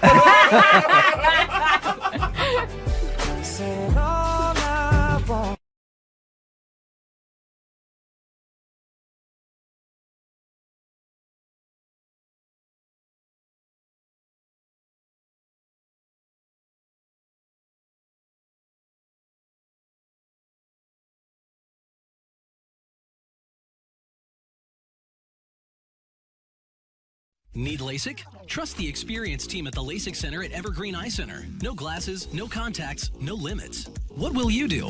LASIK at evergreen.com. Moving 92.5. Brooke and Jubal's second date update. You know, sometimes when you go out on a date with somebody you really like, you do something that is just out of character. You know? Yeah. You tell yourself, I'm not that type of guy, and then you end up later on being like, I can't believe I did that on a first date. What? Why are you being so creepy? What's the music? Well, Yeah. that's what Rachel said. She sent us an email and said she did something that she never does on a first date with the dude that she wants to call today. Rachel, what was the naughty little thing that you did? Well, I don't know if it's like a naughty little thing, but I had sushi for the first time. Ooh. Wait, you ate sushi was your naughty thing? It? Jubal. Whose sushi was it? I guess the naughty part, I don't know if you want like the long or the short version of this, but it wasn't my most graceful moment. Oh. Okay. So you've never had sushi before. You had it for the first time on this date. Right, yeah. So Okay. I meet this guy at a bowling alley. Friends of mine are having a birthday Hold party. on, let me stop you right there. You didn't eat sushi at a bowling alley, did you? Yeah, that would be a really bad mistake. Okay. That Whoa. is risky. Oh, no. Yeah. Yeah, I was going to say, that is super risky. No. I wasn't a strong bowler, and I sort of just hung out at the bar with another friend of mine, and like there was another guy with his friend there, and he asked me out. I gave him my number. And then he invites me out on this date. So immediately I start like looking up the guy on social media just to get a sense of like if he's a chainsaw murderer or not. You know? Right. You're doing your due diligence before you meet up with him. Exactly. Did you find something weird on his social media pages? No, I got even more nervous because I'm looking at his social media and there's like pictures of him. It looks like all over the world, like hiking in Fiji and canoeing and. So now you've like built this guy up in your head even more. Right. He's like the Dos Equis guy in my mind. You know? That's pretty cool. You went on a date with the Dos Equis guy. What were you feeling leading up to your date then? I got nervous and I just wanted to sort of be impressive. So when the idea of sushi was proposed, I didn't admit that I hadn't ever done it. Oh. I was like, that sounds great. Of course. You're like, of course. sushi. I haven't had sushi since I was traveling in Japan, hiking Mount Fuji. Right? Yeah. Oh. So yeah, we go, and then finally I'm looking at the menu, and it's Greek to me. I'm sort of No, like... it's probably Japanese. No, it's his expression. I'm like subtly looking for like the word cook, and I'm not finding it. You're like, I'll have the teriyaki chicken. Thank you very much. I talked to my girlfriend, and she was just like, dude, just order the teriyaki chicken. Well, this place is so, like, it's Japanesey that there is no teriyaki chicken, you know? Okay. So I admitted to him, I was like, you know what, why don't you just take over with the ordering? I'm going to be honest. I've never had sushi, so whatever you think is like the best introduction, that's great. I'm totally open to. I bet he'd be excited about that. You know, he gets to show you something new. Mm-hmm. So then he's like ordering eel rolls, and I didn't know like people ate eel. It just, you know, it feels weird. That's a tough one for your first time. Yeah, and these bites seemed like outrageous, and he's gracefully eating sushi. He's putting the whole thing in his mouth. So, of course, I tried to put the whole thing in my mouth, and immediately I'm like, oh, God, no, please, I can't. Like, like my cheeks are as big as they get. I'm covering my mouth with my napkin because whatever is in there is, like, trying to push its way out. Oh, man. So did you spit it all over the table? No. The first attempt ended up in my napkin. Oh, yeah. And you can't do that low key. Like, he knew, right, that you spit it out? No, because he's, like, studying me as I take my first bite of sushi. You know? The chopsticks were awful. Like, I don't know how anyone feels full eating with these toothpick things. Like, I don't get it. Well, how did everything end with you guys? Did he seem just disgusted that you didn't know how to work chopsticks, or? No, I tried to, like, distract him with the chat, and so we started talking about celebrity encounters. Oh, cool. Did you have any impressive stories to share? Yeah. I got caught smoking weed by Tom Hanks backstage at a concert when I was younger. Oh, that's rad. That's cool. He seems like the kind of guy that would have just sat next to you and smoked some weed with you. Oh, my God. He was super cool. I felt like I got busted by my dad. Totally. He's like the most lovable person on the planet, too. He was great. Yeah, he was super great. I think that's an impressive story. That's what I would have thought until we got to the end of the date and went out of the restaurant. And I thought he was going in for a kiss, and I leaned forward, and he planted one on my forehead. Oh. That's That's like a parent kissing. Yeah, that's how I feel too. That's what it felt like a kiss-off kiss in a way, you know? Yeah. But maybe he just doesn't kiss on the first date. You know, I thought maybe he just wasn't attracted to me, and, you know, all of this stuff. But then why did he ask me out, you know? So I said, I was like, you know, I had a great time, and I'd really love to do this again. Yeah. And he said, sure. Oh, okay. So you got a kiss on the forehead and a sure. Sure. Still a yes, though. Yeah, that's It usually not a depends. good sign. Yeah, you got to think of, like, is it like, sure, like excited, or like, yeah, sure? It was like, it was the equivalent of the kiss on the forehead. Okay. Yeah. Yeah. So there was some reason that he was already planning on blowing you off. I don't know what the nail in the coffin was, because now I'm looking at it and I was just like, oh my God, was it all of it? What was it? We'll find out. We'll play a song, come back, and then call him and get your second date update, all right? Cool, thank you. Okay, hang on. Moving 92.5. Brooke and Jubal in the mornings. Second date update. Right in the middle of a second date update, and if you're just joining us, Rachel is on the phone, and Rachel hates sushi. And probably all fish now, because sushi may have ruined her date. If you didn't hear the first part, Rachel met a dude that she really likes, and they went out for sushi. She's never had sushi before, and it didn't go very well. She ended up spitting some of it out. You know, I'm just going to say, I think it's really lame if this is the reason he's not calling you back. Because you tried something new. I think it should say that you're an adventurous person for even giving it a go. Well, thank you, Brooke. I'll take it. You're welcome. Yeah. Hopefully he feels the same way. Maybe he doesn't. He's like, no. I only date sushi connoisseurs. We'll find out. Let's dial the phone number right now. Here we go. Cool.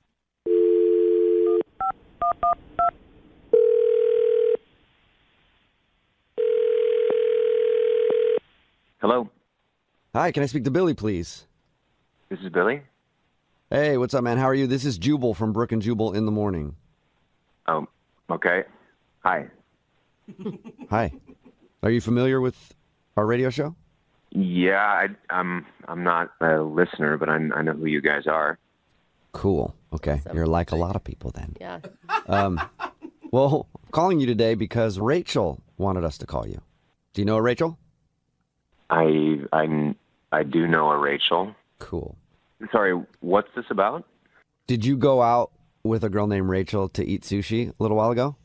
Yeah, I did. Yeah. And have you been calling her back or texting her back since? I don't really know that it's any of your business. That's valid. I mean, yeah, that is valid. It's really none of our business, except Rachel emailed us because she's wondering why you're not calling her back. Okay, well, what are you, like her brother or something? No, but I wish I was. She seems nice. Yeah, she does seem really nice. That's weird. No, we do a segment on our show called the Second Date Update. So Rachel wants to know if she did something wrong when you guys went out.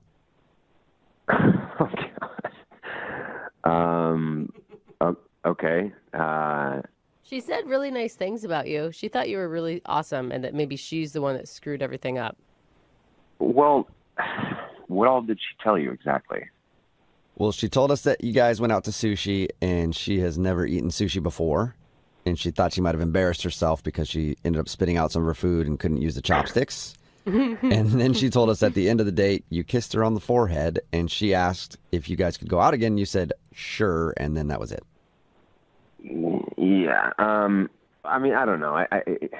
The sushi thing, like, it was just a awkward situation to begin with, but I don't know. At the end of the day, I just, after having gotten to meet her and get to know her a little bit, I just didn't really think that she's the type of girl that I'd really want to date. The type of girl. Like anti-sushi girl, or more than that? No. What all did she tell you exactly? That's pretty much it. Yeah. Okay. It sounds like something crazy happened that she's leaving out. No, nothing crazy happened. It's just like we had sushi. It was like awkward and weird, but we got through it, and we ended up like exchanging, celebrity encounter stories. Oh yeah, she did tell us that. Oh, she told us I forgot about that. She told us the story about her getting caught smoking weed by Tom Hanks. And you don't like that? No, I don't know. I actually thought that was cute. She told me that, and she also told me about another encounter that she had with a hugely famous person that, I don't know, it just kind of unsettled me a little bit. What was it? Did she get caught smoking weed by Guy Fieri, too? That is unsettling. You guys are hilarious. Sounds like we're killing you over there, so thank you for the compliment. You are, kind of. Okay. In a bad way. So whatever her story was, you didn't like it? No, it kind of freaked me out a little bit. She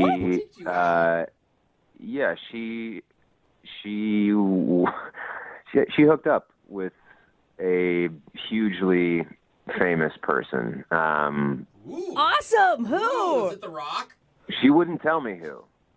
She told me that she went to this person's concert, like, the mid-2000s, some R&B performer, really popular at the time. She was telling me all this stuff, but she wouldn't tell me who he was, and she ended up hooking up with him. So, wondering, A, why is she not telling me who he is? And B, mid-2000s, R&B performer, hugely popular, who else am I going to think? She's talking about Usher, right? That's who I thought immediately. That was the first person that came to mind. I'm like, she's the confession. That's what I was thinking, yeah. I was thinking Usher or Keith Sweat. Either one is pretty cool. Keith Sweat.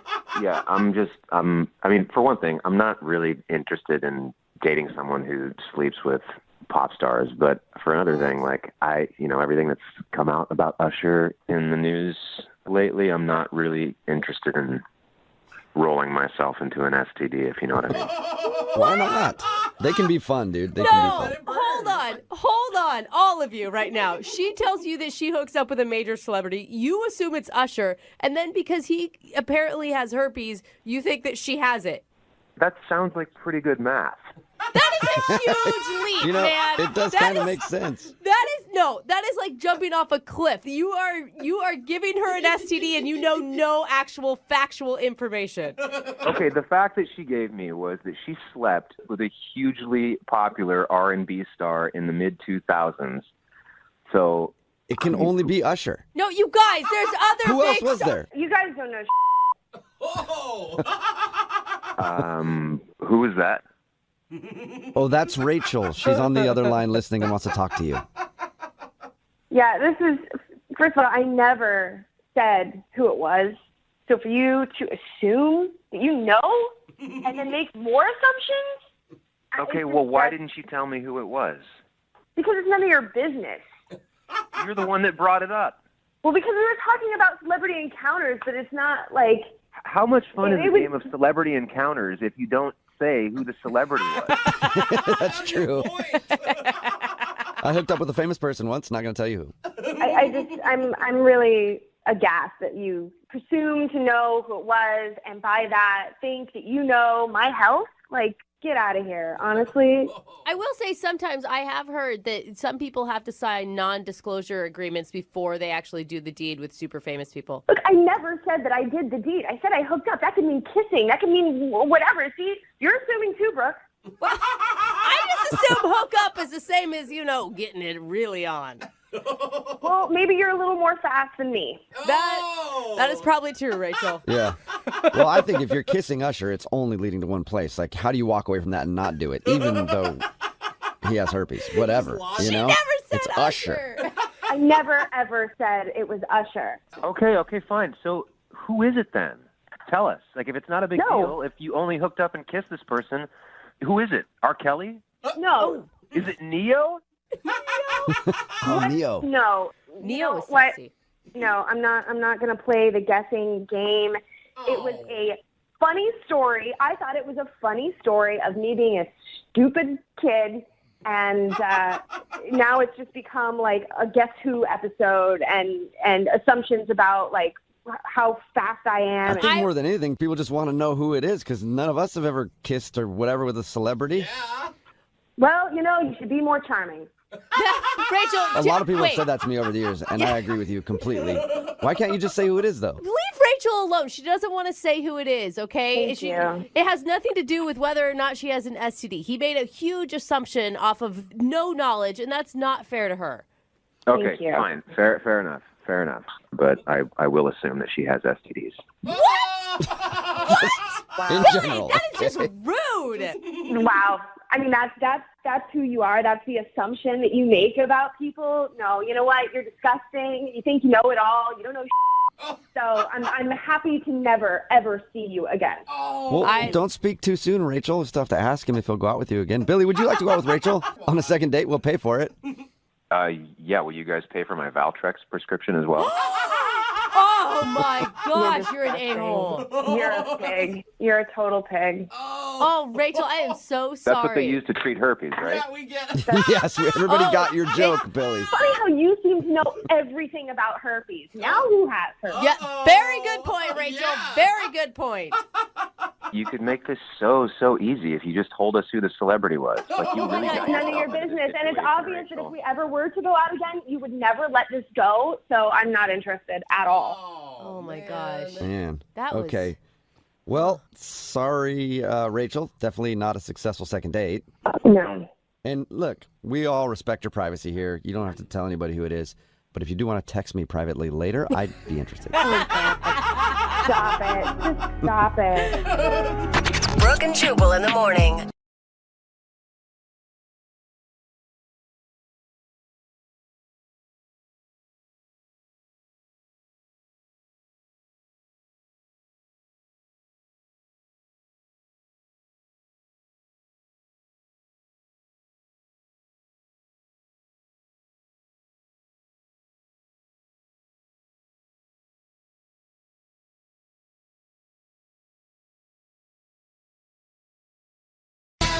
Moving 92.5. Brooke and Jubal's second date update. We're doing a second date update today on a date that never actually happened. Oh. Somebody got stood up, and they want to see why.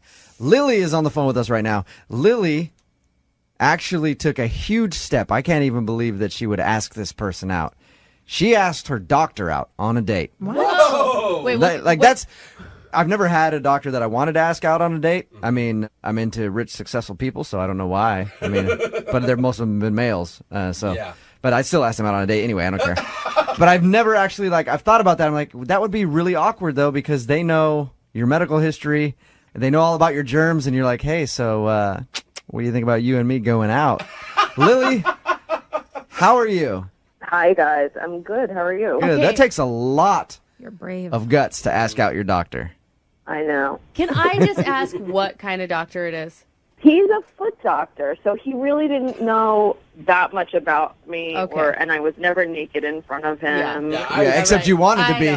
He's like, let's take a look at your foot. You're like, oh, clothes all completely nude, right? All the clothes need to come up. Yeah. So you went to a podiatrist, thought he was I cute. went to the podiatrist, and I went to him maybe twice before, 3 times. I can't remember. There was a consultation and then 2 other times. How'd you do it? How'd you ask him out?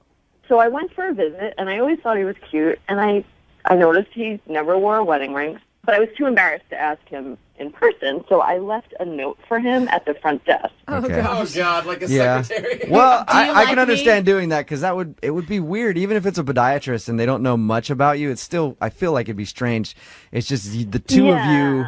And in their little office, it's so sterile in there. So you left a note, and he actually texted you. That's what your email said.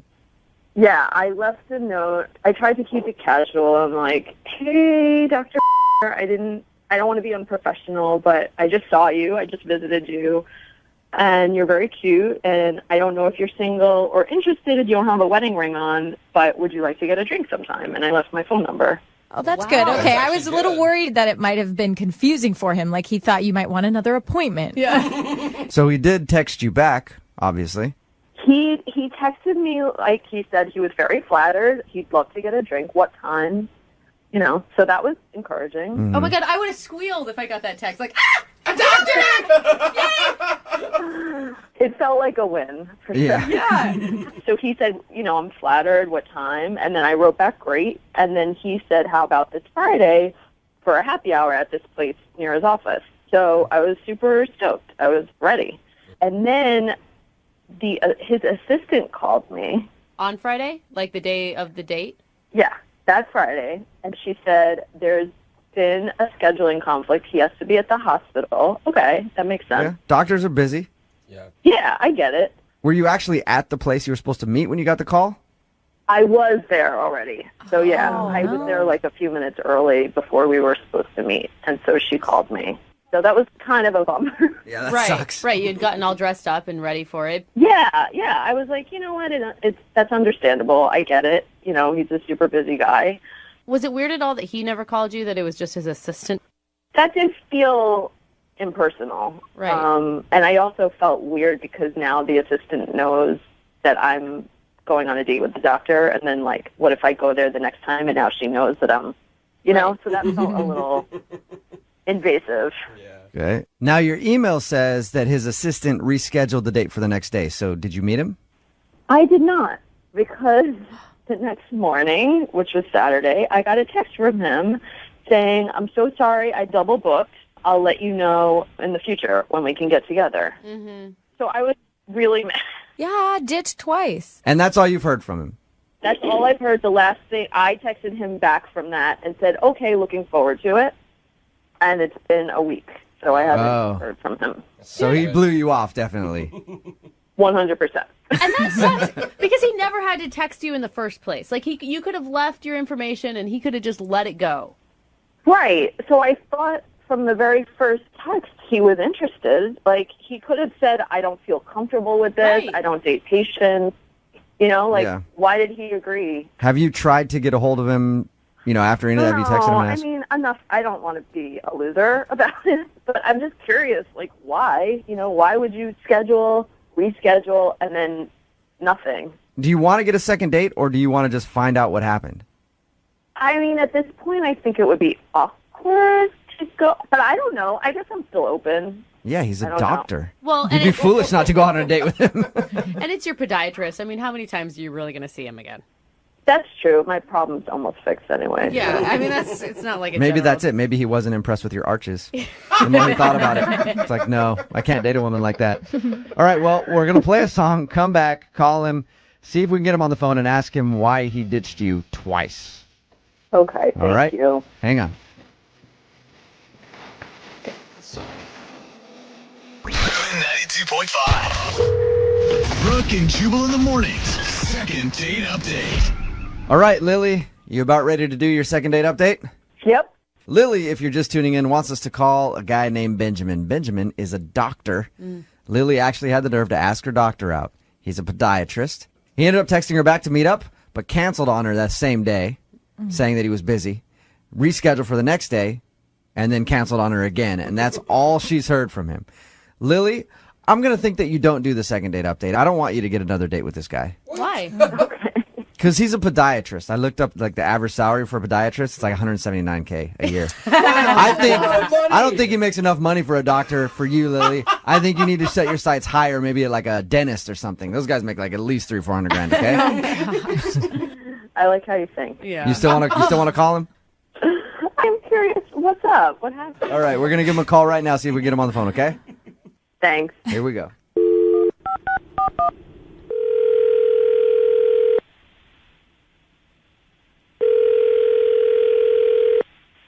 Hello. Hi, I was looking for Benjamin. Yes. Hey, how are you? This is Jubal from Brooke and Jubal in the morning. Oh. I'm not sure what that is.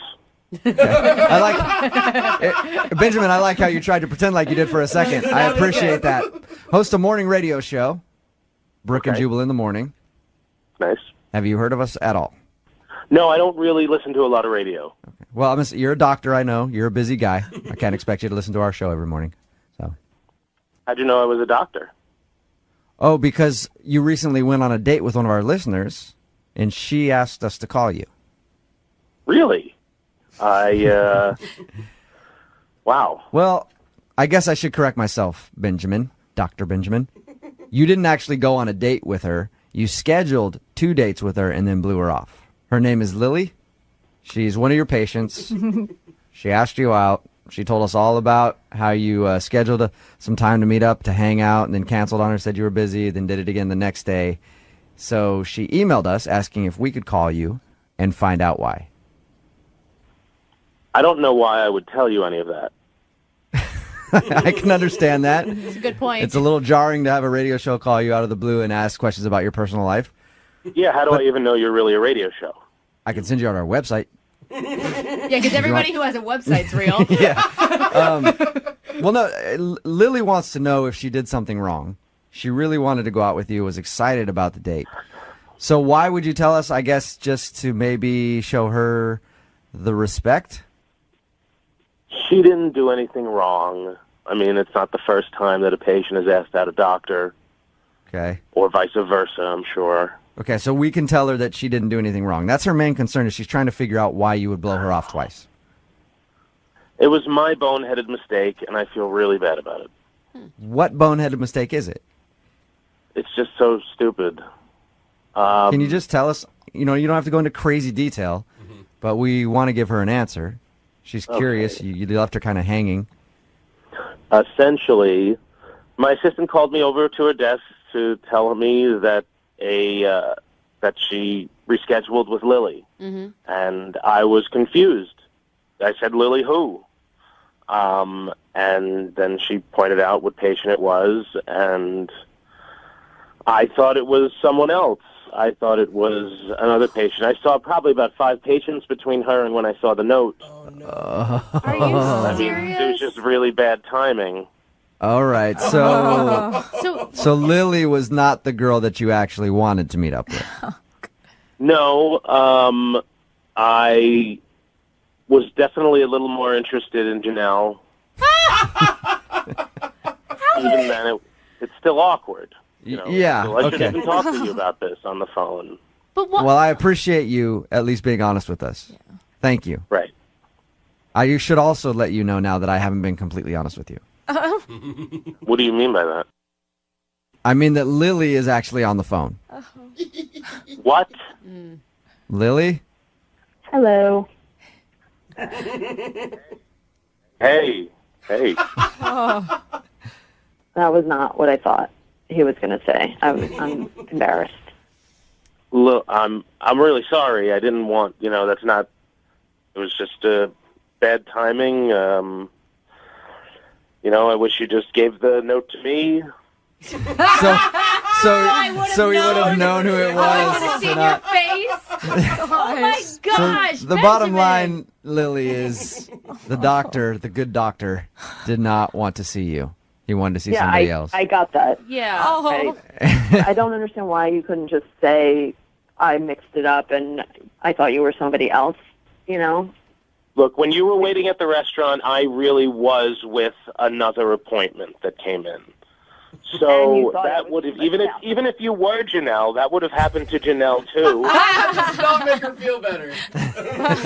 I just don't understand why guys think it's okay for the radio silence. Like, I don't understand why they just disappear instead of having an intelligent correspondent saying, hey, there was a mix-up. I don't want to hurt your feelings, but I thought that you were somebody. I don't know, but to go without. I'm sorry. hearing- I'm very busy. And I thought I would hurt your feelings less if it just went away. And No, that's not how women work. I know you have a lot of women after you, obviously, but if you knew that women appreciated someone who was upfront, that's a lot less cruel. It's kind of nice to hear, a reason or to just not hear anything. Lily, you left a note with no name on it randomly on the desk. I see a good 20 patients a day. So, I mean, this is kind of your fault for not being upfront with me about who you were. You're right. It's my fault. I'm sorry. I'm sorry for even going out on a limb. And I actually was afraid that it was one of my male. For a minute, I thought it was one of my male patients, but then I put that out of my mind. Everyone after you. You're so, oh my God, you're such a hit. That would have been awesome if we called you, Benjamin, and you're like, no, I found out it was Lily. I was thinking it was Jared instead of Janelle. That'd actually probably make Lily feel a little bit better about the whole situation. That would make me feel better. Again, I'm really sorry. I didn't want to do this. I don't go around trying to hurt people's feelings. I'm just not that guy. I'm a nice guy. I'm going to make it up to you, and I will give you a free exam. Oh, Benjamin. That's a joke, right? That's awesome. You're joking. You are a loser. Are you serious? That's like $150. That's better than a date. I'm never coming back to your office. I don't want you touching any part of me. I thought it was a generous offer. Sorry. Well, God. Good luck with your perceptions, because you're off, man. How many girls does this actually work on? I'm a doctor. You do the math. Oh, my Yeah. Wow. That's You what I'm did talking not about, just Benji. throw that down. Hey, at this point, I would love to ask you, Benjamin, would you go out on a second date with Lily? I know you offered her a free exam, but would you actually go out on a second date? I know you don't need the money, Doc, but we'll pay for it. There's no way in hell that I'm doing that. Well, Lily, you don't even know if he said yes yet. I respect myself too much. Come on, Lily. Oh, yeah. Just one more date. Yeah, just go see Dr. Creepy one more time. He's not for me. No? Yeah. I'm glad I know that. But he's a doctor. You heard him. Gross. He's a podiatrist. Brooke and Jubal in the morning.